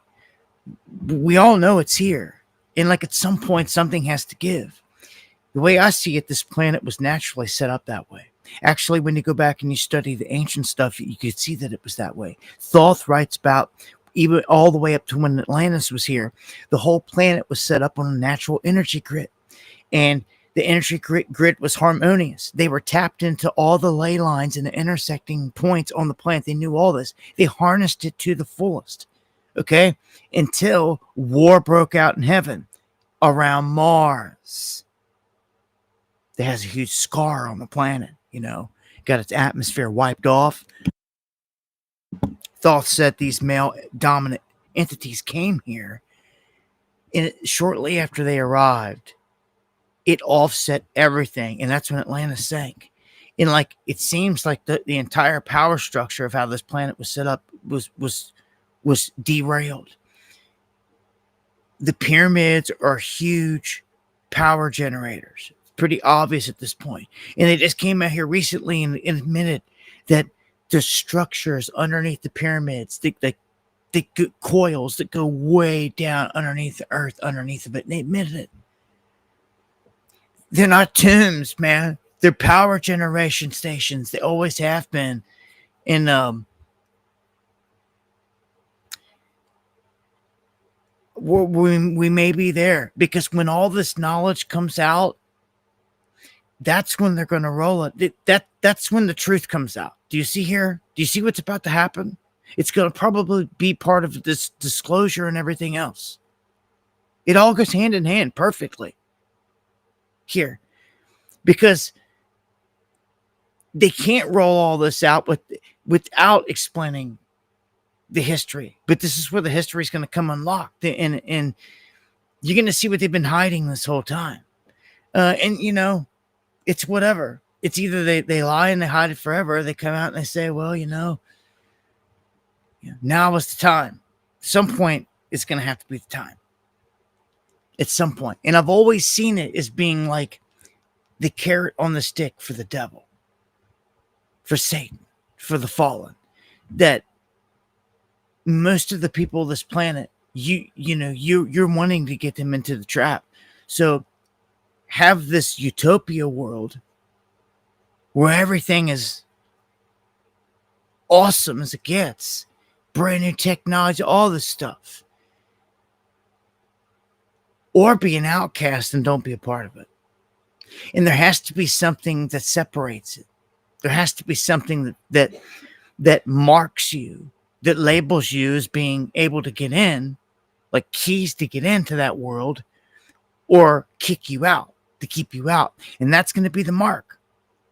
And it's all going to be connected step by step. It'll all start, obviously, with digital identification and biometrics and all that. It'll all feed in, they're tracking us like animals right now. People flip out about certain things, but as far as I'm concerned, you got a cell phone on you.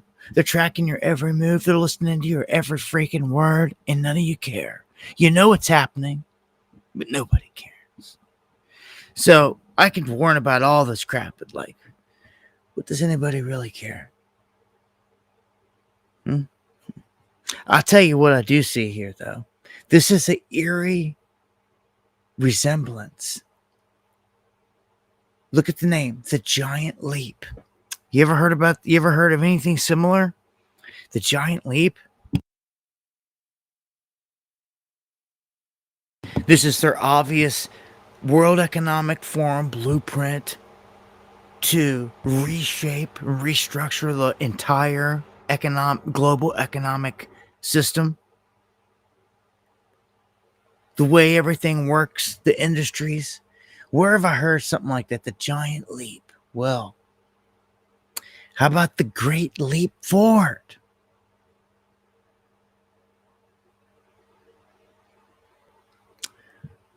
Pretty darn close.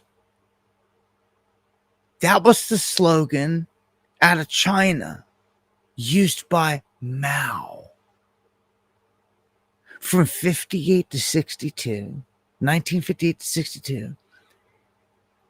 This was the slogan, to industrialize the region.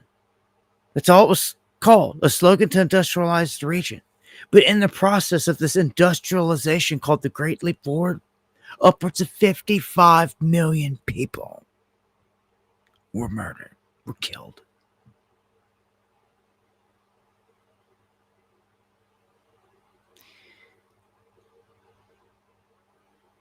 So, history's got a sick way of repeating itself. And they're using the slogan for a reason. All part of the same thing. A reset type, a restructuring. Same thing he was trying to do. In the middle of it, and Kimmy, thank you for the coffee. Man, this is, all right. Where we at, man? Already past the top of the hour again. These streams, man. I don't want to be in their system at all. Want to be free. This is like the last bit of freedom we've got right now. We're hanging on to, and it's like, let's try to soak it up, enjoy it, because at some point, the wall's going to come falling down, crashing down here. You're closing in, so to speak. There's nowhere to run, nowhere to hide. There really isn't. There's nowhere to go. I tell you what, though, we have got to defend this place. It's our homeland. And if you let another belief system come in, it's going to wipe it out. And I'm all for people to have their religious beliefs or not, or whatever. Out there, you do whatever. But when violence and murdering people and chopping heads off is a big theme in your religion, I start to have a problem with that. And I have a problem with a lot of things. Like when it comes to like Sharia law.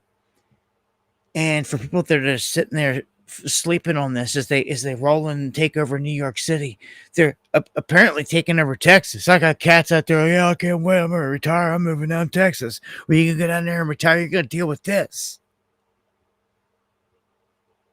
Because the Lone Star State apparently has this thing where the Muslims are swooping in big time. And again, I'm cool with a peaceful sect of any group out there.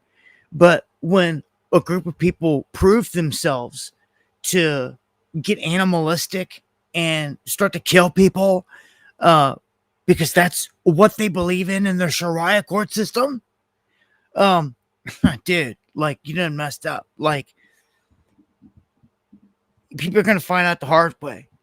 And I'm telling you, this is what feeds into the whole Civil War thing. This is where whole entire states are going to split away from each other because of how good everyone thought Texas was going to be this big safe haven for this and that. Well, the enemy's always known that if you take over Texas, you cripple the country, the Patriot Network, just the country, period. And ain't what I tell you, you have no militia nowhere.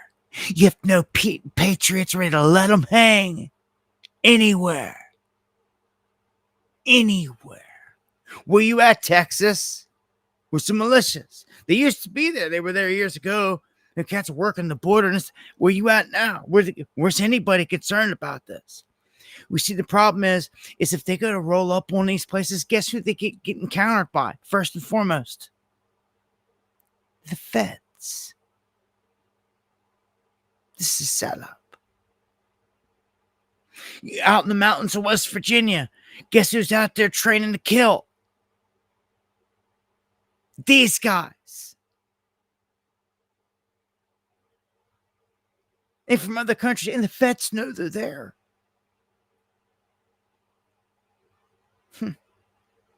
And don't care. Yet if you got together with a bunch of your patriots on your property, you want to go and you want to start training and flexing, you'd be deemed enemy. And see, that right there is what's got everybody scared to death. And no one wants to make a move. Well, you're going to have to do something. You cannot sit there. Elon Musk said it to the UK. Like, and this is from a different angle, you know, he's talking to them, and we're not the UK, but a shout out to all my people in the UK. But he's basically saying, look, you got to do something. You don't have a choice now. You have got to fight. You've got to defend your life. And he's like, I'm willing to help you. But you've got to be willing to stand up and you got to fight for your life. Like, they've infiltrated you. You have no choice now, or they're going to kill you. They're going to wipe you off the map and erase you from history. If you're going to sit there like a dumbass and not fight back, that's basically what he's saying. Well, that's the message to everybody. If you want to sit there docile and not fight back somehow, some way, because I know we all don't have a means to do it, and like Elon does, that's for sure, then they're going to kill you. They're going to come in. They're going to take it. They're going to beat the crap out of you. They're going to smack your women up in the streets. They're going to rape your people. They're going to stab them up. They're going to murder. And what are any of you going to do? Just going to sit there and take it? You know who's allowing this to happen. It's the same politicians that sold you out, but no one ever wants to confront that.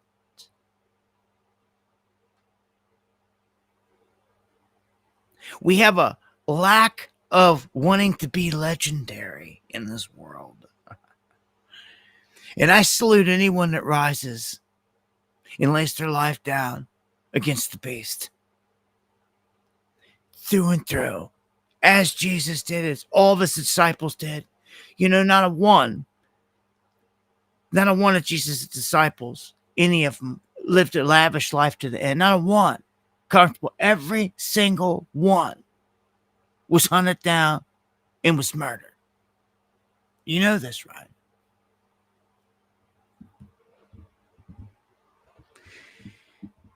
I pray that the end is just quick and easy. There's no suffering for any of you. I actually hope that the Most High returns, even if I can't experience it, and I hope I can, that someone can experience the return of the Godhead of the Most High, Yeshua, Jesus, the Messiah, the return of judgment on this planet, that you can live to see it happen.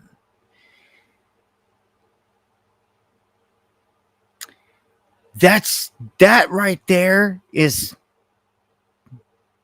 everything to brag about. If you were to live a life, you could have lived 1,000 lives up to now. But the big show in the end, I feel like that's what we got to take it into here. That's what's special about this.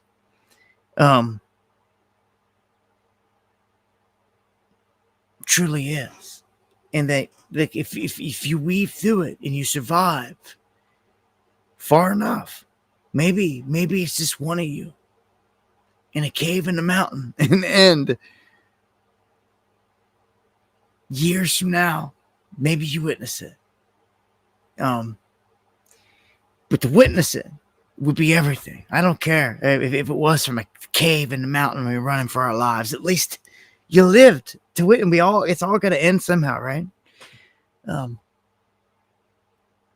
gotta get the most out of life. All I'm really trying to say on this situation is like, if you think it's bad now that we can't even go to any of these other places because they're war torn, and it's all because of this chaos, just wait till you can't even start going to certain states in cities because of this. Huh? Are you going to Dearborn anytime soon? Huh? Are you going to NYC for vacation? Take the family on Times Square this weekend anytime soon? Is that on the list? I don't think so. Not for most. Wait till they bring it to a city near you. You wonder how it could happen in this? Come on. They gave us Biden. They're going to give New York City to Mom Donnie at the easy. They can do this in many different places. Matter of fact, I thought I just saw another election where they were like, move over, Mom Donnie. This other person just won an election. It was West Coast or something. And they were saying that person was going to make Mom Donnie look like nothing. And in terms of being bad, this is bad. This is bad. So what I see is a civil war setup happening around us. And some of these places are getting infiltrated. They don't even realize it. What should have been, some are saying, a Christian conservative stronghold like Texas is, you better think again.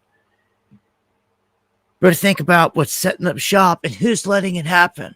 Someone is bringing these people, just like they let them flood into this country. Someone is bringing them here and letting this happen. I wonder who that is. It's not hard to figure out, right? We're getting played by this mafia that calls himself a government. That's what it is. Yep.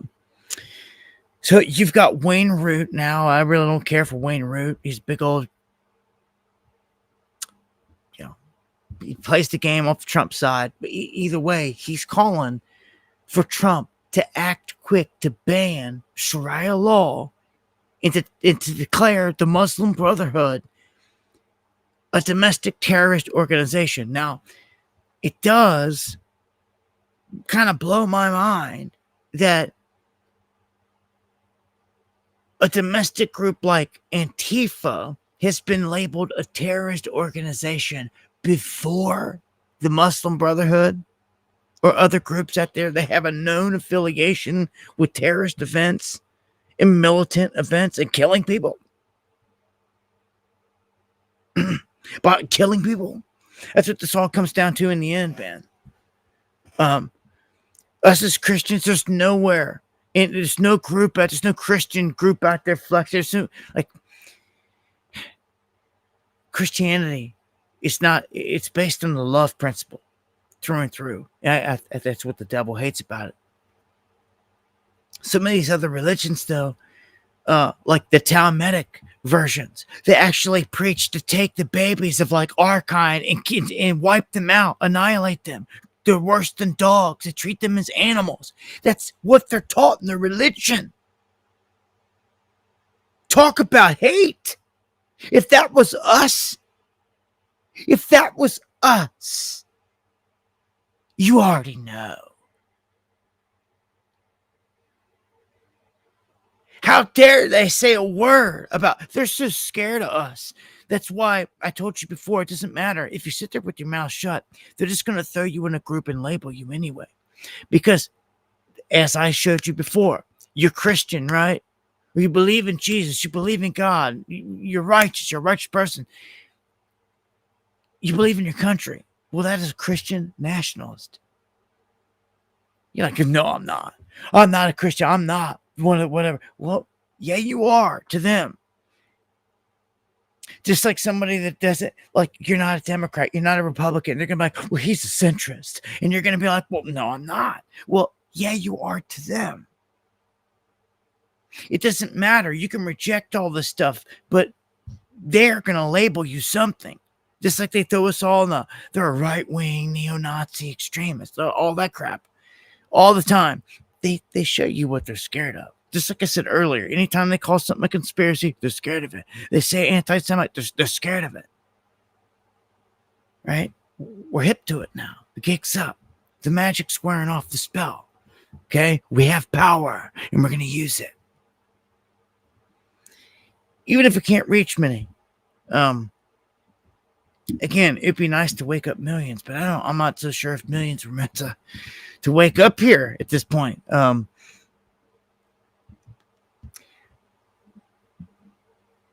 people are what make this whole thing possible. When I'm out in society, and it's just all in all, people are just, they're ignoring a lot of stuff, man. I don't know. We'll see where things go. I've got, it's 11:17, and I've got like all this still lined up. So without a doubt, we're going into overtime here on the stream. It's got important stuff to touch on here. I told you about the sports betting thing here before. They're going to tear it down. They are tearing it down.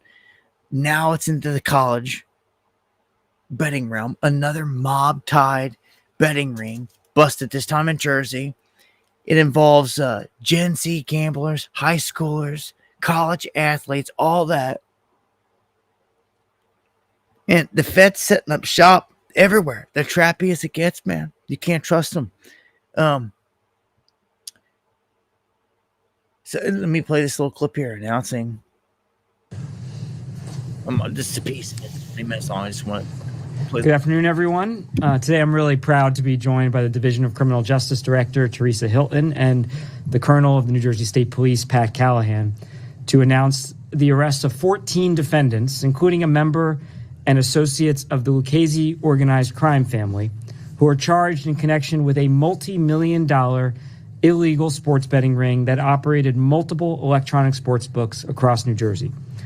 First, let me also just note at the outset that since June of 2018, licensed casino operators and racetracks regulated by the Division of Gaming Enforcement within our department, as well as the New Jersey Racing Commission, have been able to accept legal sports wagering. It is legal in New Jersey. Together, these two agencies have worked with those licensed operators to ensure the integrity of the sports betting industry in our state. They use state-of-the-art technology to monitor bets, identify suspicious activity, ensure compliance with the laws, and, I'd note, protect those who have challenges with responsible gaming. And that right there is enough I need to play. He just told you they're using equipment. They're doing all this stuff. So this is how they just busted the fighters in the UFC as well. It should be clear at this point. They're going after every league in sports betting. If they haven't hit a league yet, guaranteed it's going to happen next. Just go over to Polymarket if there's the thing, and they're like, oh, they're going to hit the NFL next. Like, you can bet your bottom dollar. They're going to. Every single league. There's no way, because some of these mafia ran things, they're intertwined. They don't just touch baseball. Like, they're doing baseball, but they're doing everything. They're doing everything. There's nothing that they don't touch. Everything under the sun. Okay? And they're tied into everything. So all of a sudden, you're seeing people getting busted left and right. And how are they getting busted? Well, they've let the cat out of the bag on multiple times, and he did it again. They're using state-of-the-art technology. Because what did he do? He just made clear. He's like, betting is legal in Jersey. It's not why we're taking them down. They're not in trouble because they're betting. That's not what's going on here. They're getting in trouble because they're rigging everything. And they used to get away with it, but now with AI, they're able to set the AI on this platform. And if an abnormal bet goes down that normally doesn't happen, it's kind of out of place, it gets flagged. So they start looking into it. The next, before they can even get done, another one gets flagged. And then as they're looking into these, they're finding connections. And connections are largely through these platforms. And when they start to find out who's operating the platforms and making these moves, well, boom, these guys are done. And they sit back for a minute and they watch what they're doing, and that's how all these guys are getting busted in these different leagues. It's AI creeping up already and being used in the technology to bust all these people. And many of them don't even realize it. This is and there's really, you're going to have to, when they make moves like this, criminals to get more sophisticated, and that's the name of the game. And it stays that way. It keeps going, criminals try to stay ahead of the law. Law tries to stay ahead of the criminal. But in this instance, man, like, I don't know how, like, the big bets are really what flags it. Someone goes and puts $20,000 on this guy to lose or this guy to win or whatever the situation may be, because it happened with UFC. Same way. Same exact way. Busted. They got flagged. Came in, even told Dana before the fights went in. They let the fights play out just to see if it would go the way they thought. Rigged, and it did. So it was like a nail in the coffin on that, and a bunch of people got busted. And like, this is just now coming unraveled. This can, they're gonna stop it somewhere, because at some level, like, it seems like they're going after, a lot of this is mafia, like, tied, it seems. Once it gets to a certain point, like, they're gonna stop it. Like, because we all know this thing's rigged, and it gets rigged all the way up to all the refs. The refs are all in on it at certain degrees and levels. And it's just the way it is. And like, if you really want to tear this thing open, that's what will happen. Do I see it going there? I don't know. I don't know. I really don't know, man. They've all already took down players and coaches in the NBA. I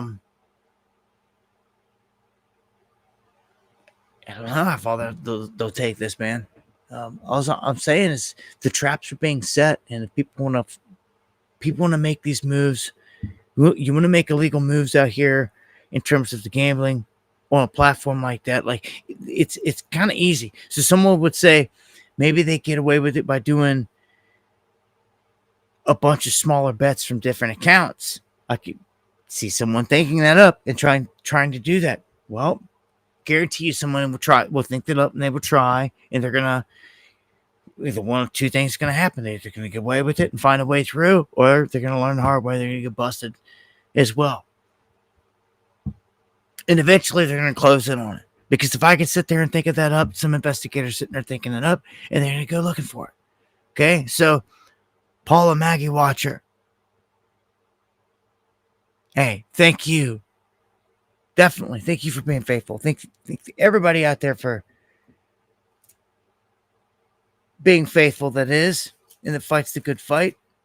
Let me get an update here on AI and Chat GPT. I told you there's lawsuits popping off. I seen one earlier, Morgan Freeman, him and his estate, rather pissed off. He's like, this is how I make money. Is how I make money. Someone was clowning it instantly with a meme, an AI meme, that it's him saying, I'm not Morgan Freeman, but blah, blah, blah. Well, he makes a ton of money from voiceovers, and now AI's robbing him. AI's robbing everyone. And I don't believe it's right. I don't believe it's proper. AI shouldn't be able to do this. He's waging lawsuits, and I think it's lawsuits he'll win.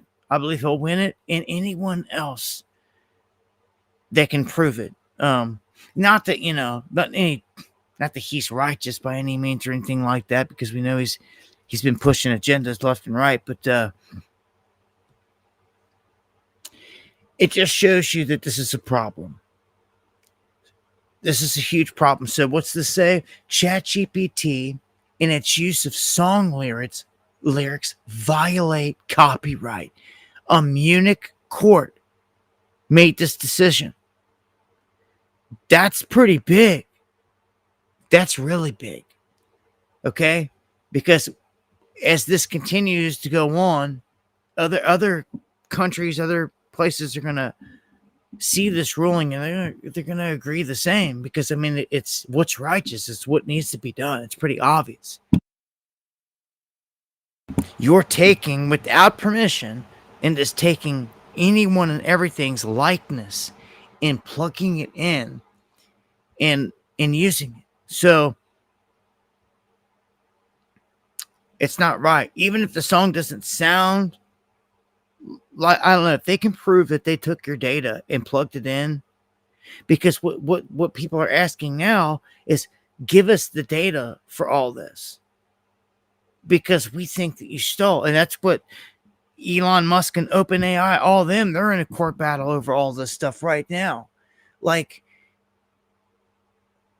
it'd be interesting to see what happens here for some of these rulings, because I believe you should get paid. If they go in and make something with your likeness, no matter who it is, you should get paid. That should be to the benefit of the person.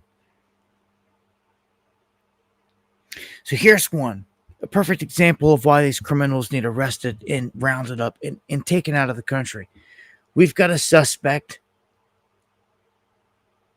out of Maryland.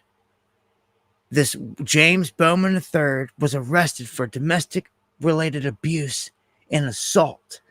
And because they let the criminals right back out, he was out on bail within an hour. Within an hour, he was back to the victim's house assaulting again.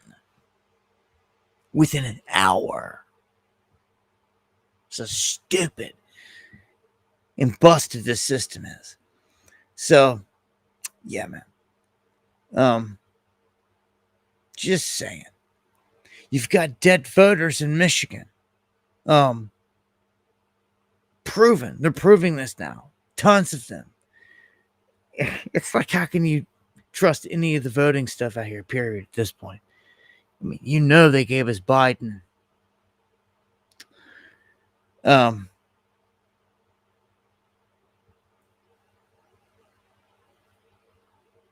Or we have, I guess I'm going to chop through some of the stuff here.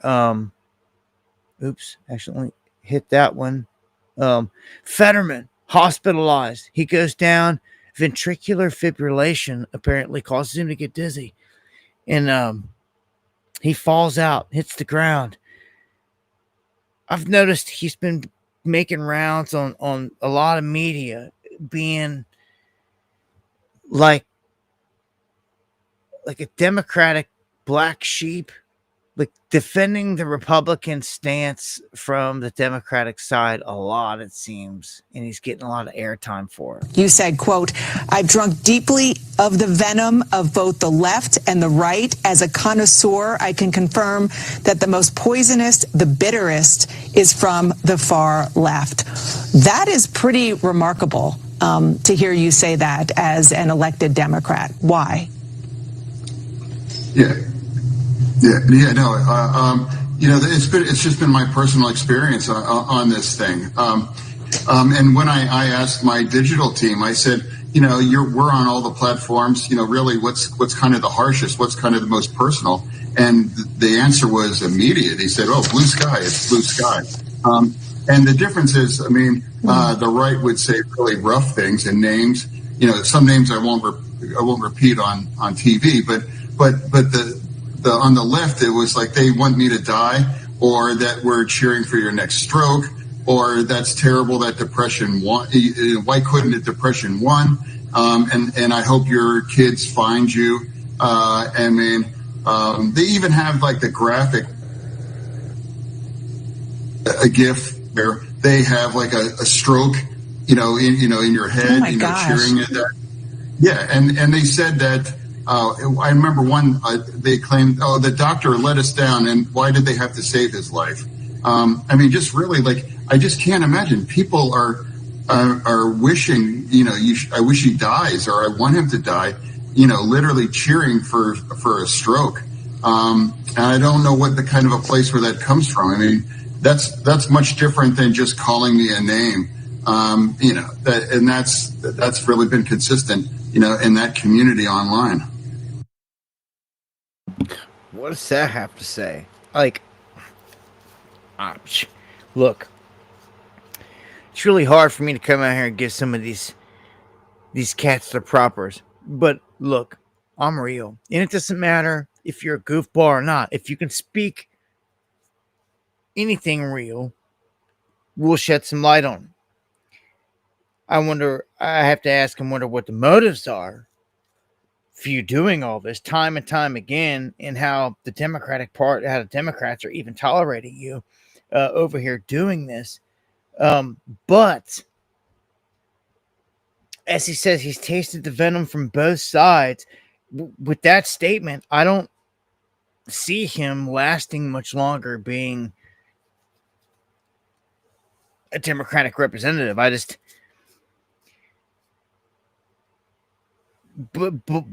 But I give him his propers for the fact that he calls out the far left here for what it is, for the death threats, for the vile spewing crap. Like, we've all seen it, but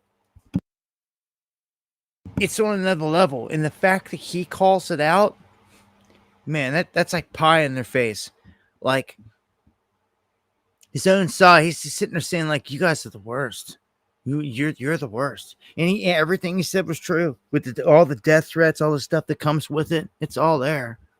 Of course, I've seen it, man, the whole time I've been out here. But I don't trust none of these politicians. But I do lend an ear to what's being said and what's going on out here, obviously, to see what's going down. And I feel that there's some truth to that because I've seen it myself. I've seen how toxic the forums are from that side, and how I'm quick, like he said, quick to go to just want you dead. Just quick to just want you dead. Which that's crazy, man. Like, I'm a militant minded cat. I'm always screaming Illuminati and all this and that, but still, like, I don't want to see people die. I'm not out here openly wishing death on, especially people just because if they're leaning left or something. And this isn't even about leaning the wrong way or anything like that. So this is people from his own side, not happy with the way he dressed or talked or looked or walked or whatever. I don't know. We've got Newsom's former chief of staff indicted on public corruption charges. Throw that out here. Dana Williamson arrested after a 3-year joint FBI investigation, charged with bank fraud, wire fraud, conspiracy to defraud the United States and obstruct justice. She was creating illegitimate backdated contracts to thwart a federal investigation into paycheck protection loans made to a business that was owned by Newsom. Newsom is not named in the indictment. And she no longer serves in his administration. But she was disguising personal luxuries as business expenses, especially to claim improper stuff. Anyhow, one of Newsom's people, and I didn't realize this till earlier. Kimberly Guilfoyle. You know who that is, right? Kimberly Guilfoyle. She was the one that was just with Donald Trump Jr., dating him. Not anymore. He's got a new girlfriend. And she's talking crap about Don Jr. But I didn't realize, but I seen, like, they showed an older picture, and, like, she was Gavin Newsom's ex. I'm like, wow. She's jumping both sides of the aisle. Like literally. Like, and I wonder if she's running back the other side now. I don't know, but she was with Newsom, and then she was with Don Jr. and just she looks just like, I don't know. Some of these people look like, after so many surgeries and everything, some people don't even look like normal humans anymore. But I got a clip here of Trump going off on Obamacare and saying that they're going to scrap it and all this other crap. You know, and I've wondered for the longest time, even through his first administration, if you know, why they didn't do more about it, if that was the case, or have a plan or a fix for that. All these other countries got, like, you know, free health care, or it's not an issue for the people. Here, obviously, it's been a scam, and then with the way Obamacare was pitched out the gate, like, everybody had to have it, or you got hit with a penalty and all that. And that was wrong. The mandate that on people was wrong. So they need to get the whole thing together. Going to go down. It went the exact opposite, with the biggest increase of healthcare in any country. It's a disaster, and I'm calling today for insurance companies not to be paid, but for the money, this massive amount of money, to be paid directly to the people of our country so that they can buy their own health care, which will be far better and far less expensive than the disaster known as Obamacare. And I've had, I think, great support. I've even had Democrat support. So we want the money that would be going to the insurance company, which is hundreds of billions of dollars. You know, their stock prices have gone up by 1,000% in many cases, 1,000% over a short period of time, because our country stupidly. Gosh, can you imagine how much money they're making? Just anyone around him, all these people standing around him, they all know what he's going to say every day. Like, every single one of them know what he's going to say. So they know if a stock's going to dump, spike, all of it. It's such a setup. Why would they not? How would they not? And you wonder how someone like Pelosi over here has got like hundreds of millions.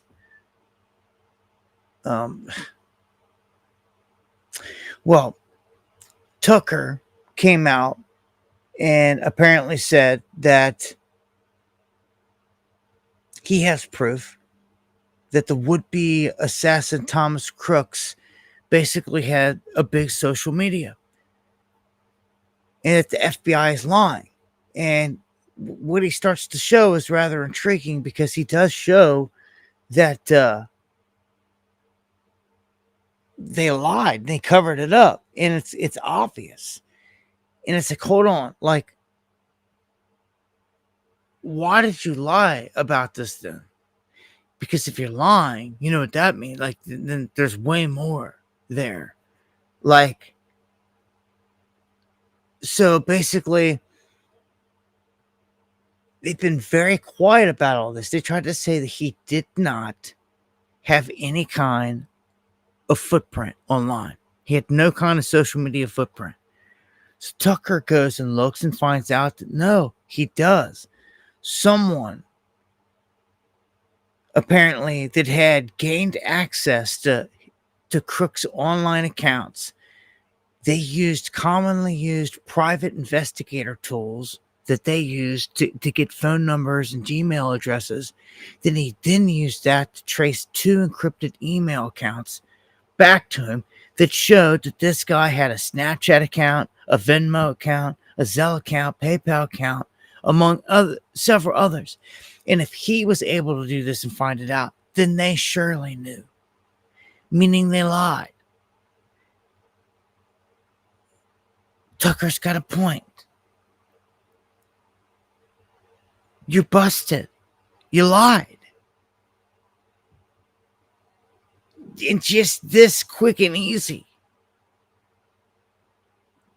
he's proven it. And they're going to have to give a statement of this for whatever reason, why they blah, blah, blah. But under, trash is going to say, whatever. And in the meantime, Trump's still trying to push 600,000 Chinese students to come into this country. And it makes me sick.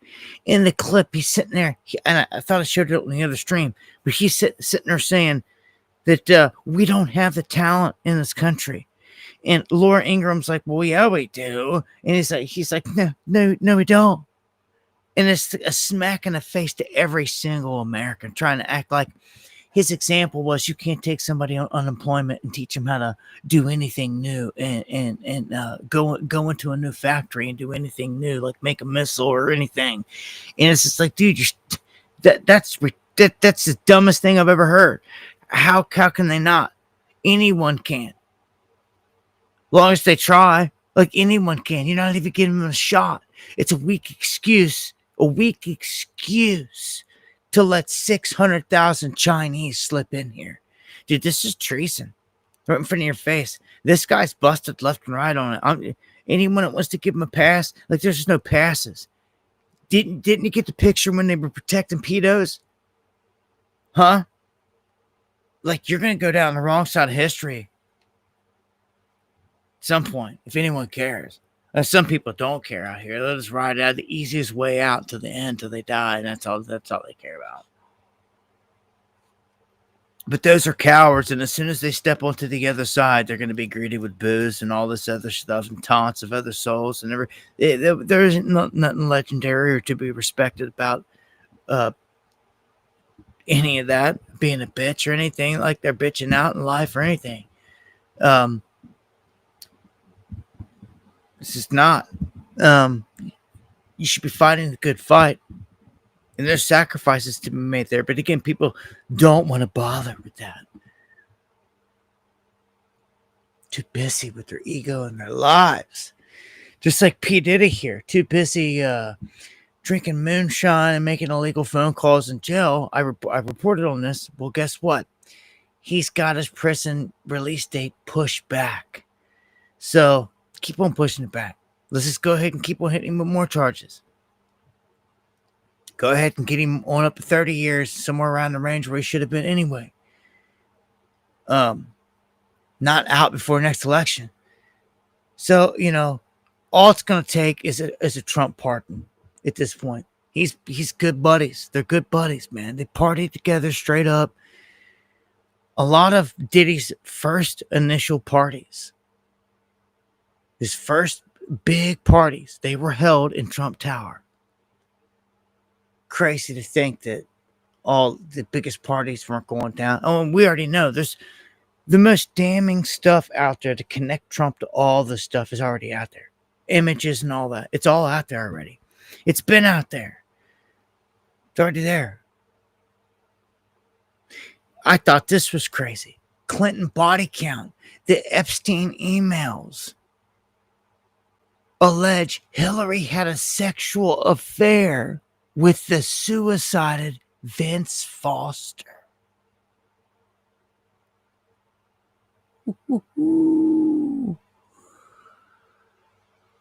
Oh, he don't know he found out the hard way, right? Like Vince is just one of many. The Clinton body count, obviously, the name, where it comes from, the list. You'd be crazy. Now, look at all the talk that we openly say, and everyone always does about that. You don't think that someone or many people never crossed Trump's path in this life? Got in his way? Threatened him? Hell, I could think of one. Last name Ep.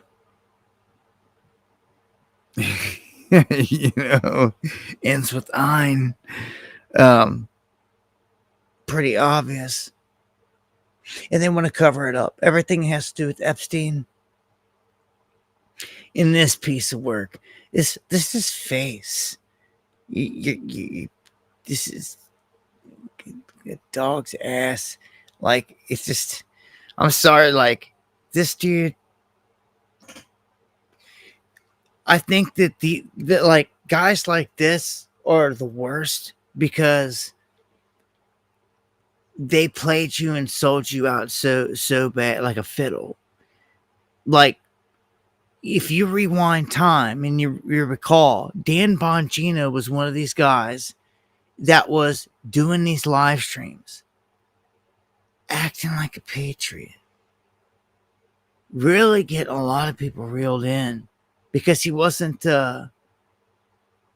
he was, for anyone that knew his past, there were red flags that popped up that he used to be Obama's Secret Service department agent. And everyone was like, with all the trafficking and all the crap that this guy saw, how come he blew the whistle? Well, people had a right to be questioned and asking those questions because lo and behold, the whole reason he was out there doing live streams was to seed him into the mind of the masses, to get patriots and people to like him and accept him for when he got into this role, they would accept it. Well, it don't work with me. And trash ain't working on me neither. You can just, you can take out the trash like it's garbage here. Well, I will say here, Thomas Massey's obviously been on the receiving end of all of them. From Trump, Trump's turned his ire against him, all because he's trying to keep him honest on the Epstein stuff, all of it. Like, if anything ever happens to Massey at all, like, you know who did it. Even Bongino just went off on him. Why? Because he's calling him out on all this stuff that no one else will dare do. And it's infuriating them. Big time. And like, Bongino has shown to me, like, he doesn't belong in this position. I'm surprised he's even in there and they haven't axed him at this point. He can't. Even when they put him on video, him and Trash, for the whole Epstein thing, to try to explain to everyone, he's like, I seen the files. It's like, I seen what's in it. Like, believe me. Like, no, dude, we're not believing you. And like, you're not selling it. And you suck. Like, that was a defining moment. That's when I was like, well, he's not good at his job, what to try and do. His whole job is to try to fool the people. And he could not do it. He can't do it. He's not fooling me. He didn't work. Okay, so it's a failure. And the fact he has to live with this every day, it infuriates them. Their blood boils. Him, Trash, all the rest of them, Bondi, all of them, like, we're not falling for it. Like, they tried to make this all-star team, Tulsi, RFK, all of them, thinking that it was going to work through and through. Well, no, it's not, and it don't. And the devil has many holes in the game here. And this guy just can't handle the pressure. He just, in my opinion, I'm not trying to just trash and make fun of him or anything like that. I think he sucks at it. I think he sucks at the job. And he's just, not only is it disappointing and he's a sellout and everything else, but I think he just sucks at the position. And the position's not one to be held by a righteous man at this point anyway. Let's just be honest about it. As long as the entire, if all of an area is compromised, the leadership's compromised, the whole thing is compromised, then it's compromised. It doesn't matter. If one alphabet gang is compromised, it's compromised. It doesn't matter. And what they should really be doing when they get in there, if they were really righteous warriors, is a coup once they get in there to overthrow that wickedness. So once they're in there, but that ain't never happened. You ain't never seen that happen, and you never will, because none of them got the kahunas, and none of them are cut from that cloth. They've all signed on to do what they do, and a lot of them believe in it. So they're not good guys. A lot of it's been an illusion, and we see right through you. Okay, so when it comes to Epstein, of course, they want to keep everything hush hush. And now they want to bring up Clinton and everything. Now, this is what's crazy. Trump just had a VIP party meeting 2 nights ago with all types of big dogs, billionaires out there. And who was one of them that was right there with him? Jamie Dimon. Okay? Hanging out with him, partying Mar-a-Lago, all this extravagant stuff. All of a sudden now, Trump's out here popping off rounds, and he's telling everybody, you need to do an investigation into all these people. You need to look into the Clintons. You need to look into JP. And he says JP Morgan. That's what's constantly listed. He does not say Jamie Dimon.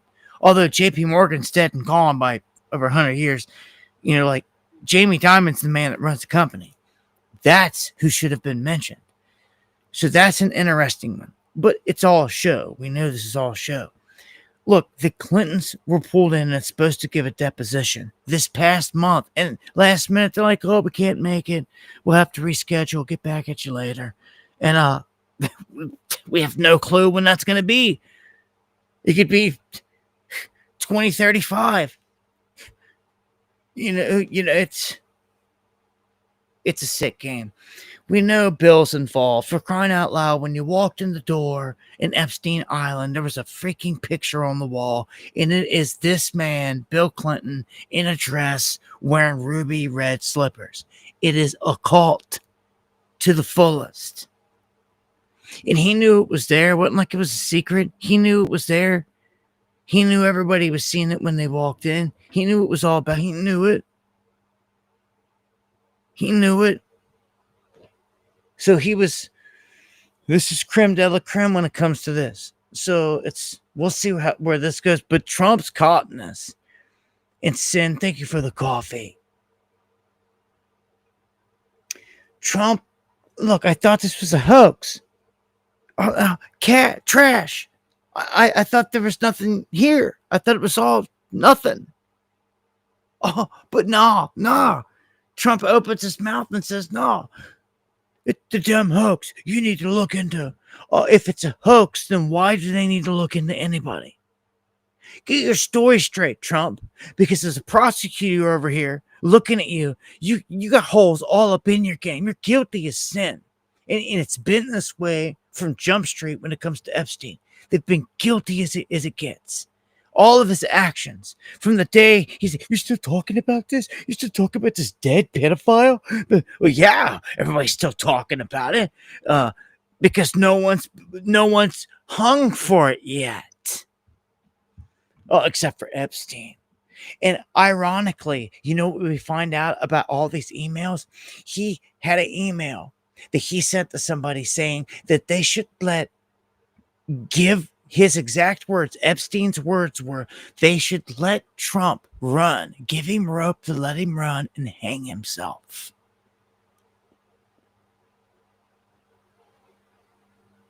Epstein wrote that in an email about Trump, but not like they were in a feud at that point, to give him rope. Okay. To hang himself, really? And that's the way they find, in the end, Epstein?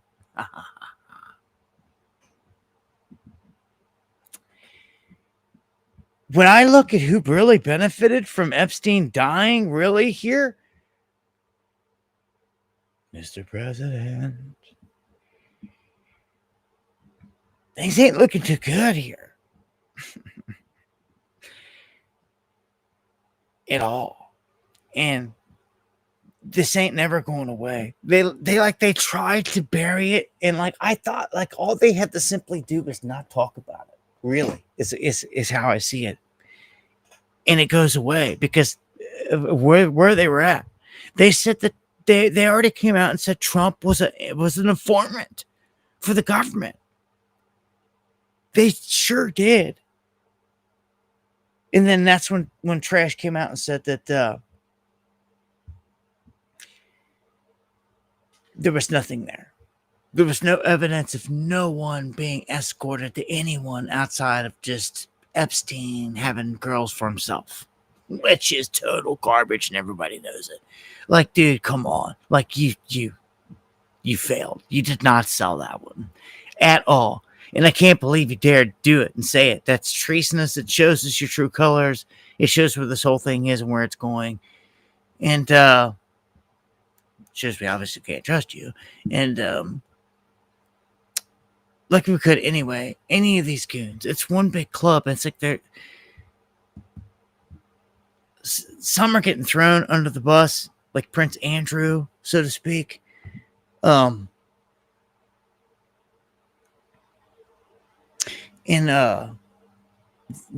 is one right here. Prison staffers fired because they're saying they stole Ghislaine Maxwell's emails and funneled them to a senator, Rep. Raskin, who then leaked them, the stolen material, to the media under a fake whistleblower label. And he's busted. Like, he better suffer the repercussions. Okay? For getting busted here. And they go on this long list of a whole timeline. I'm not going to go through it because we're out of time. Let's just put it that way. We're coming up on midnight, and that's where I'm cutting my 3 hours. We've already talked about this anyway, but the fact that all this is resurfaced, and this whole defamation thing, I want you to pay attention to this. This woman just came out, and she said in this clip, she basically is saying, you know that Trump participated in all this and child pedophilia, and they're trying to call her out on defamation. Like, he's going to sue her. And of course, he's got the money and the lawyers. He could definitely try to go after her. This is a huge scare tactic. Look what just happened to Elijah over there. Off the Gateway Pundit, $5 million. Trash Patel's girlfriend going after him for all the same thing for $5 million. All suing, trying to silence people. It's what they're doing. That's what this administration is doing. This administration is suing people to try to silence them. And look, so much so, not even Jen Psaki wants a piece. Before, they didn't care to say these little things. They would have never even corrected themselves. Here, she slips up and dares, like throws Trump into like I just said, into the same pile, like he's guilty. And she backtracked quick because she would catch a defamation lawsuit just like that woman I just showed you. In supporting what Donald Trump is doing. You're talking about the other predators out there, in addition to Trump. I mean, I'm not saying he is. We don't know all the details about that. I just mean in addition to what we've learned about Epstein and others, there's other predators out there. There are, and we have to remember that Alex Acosta, when he... See how quick she checked herself? Really quick? And this dude's done. Andrew's done. Bye-bye.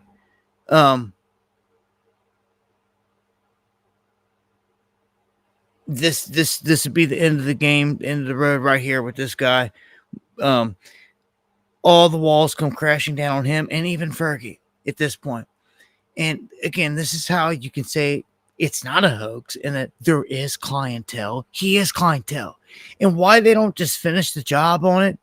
I mean, the royal family's done condemned him. They've considered him guilty. Get out of here. Get out of here. You got one. I don't know why you don't just pin it on him. Like, instead of lying about it through your teeth. Like, you've got to obviously guilty. We already know the whole story. We know the victim. She's done been knocked off and murdered. You know, all that. But, like, you come out and just pin it on him. Like, instead of sitting there lying through your teeth. It's pathetic. But that's where we are. And that brings me to the end of another one, man. A 3-hour banger.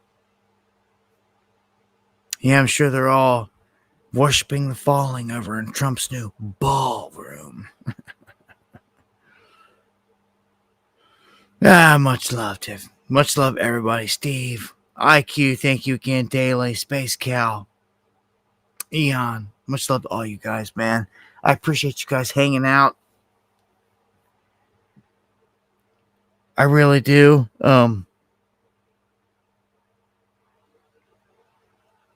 especially on Friday night. Everyone's out, got stuff going on Saturday morning. Here on the Sabbath. I hope you enjoy your Sabbath. Much love. God bless. Be safe out there. I'll look to be back on Monday. I'll be dropping videos on some stuff. I didn't get to touch on a few things, obviously, because we ran out of time. So I got some things I need to drop in some videos. So keep an eye out for them tomorrow, throughout the weekend. And I'll be back here live on Monday, God willing. As I always say, if the Lord doesn't return in the coming days, I look forward to seeing you here next time for some Underground World News Live. Much love and God bless everybody. Thank you, Mark. Thank you, everybody, for all the love.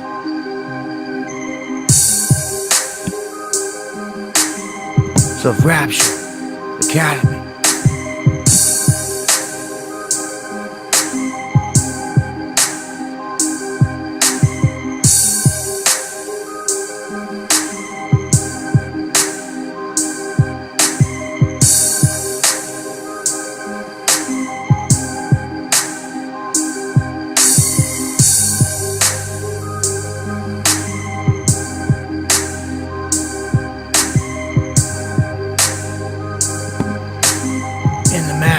Stealth, Jason, Prisoner, Steve, Meaningless, Katie, OG. Much love, all y'all. Space Cowboy, John, Stealing, Counting the Days, Big P,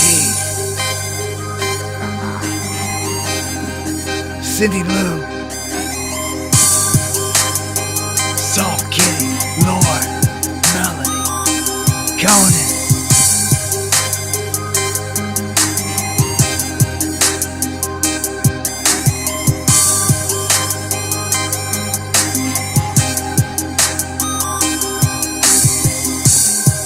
David, Off Grid, Aparna, Wake Up, Becky, Jason, Tiff, man, EC,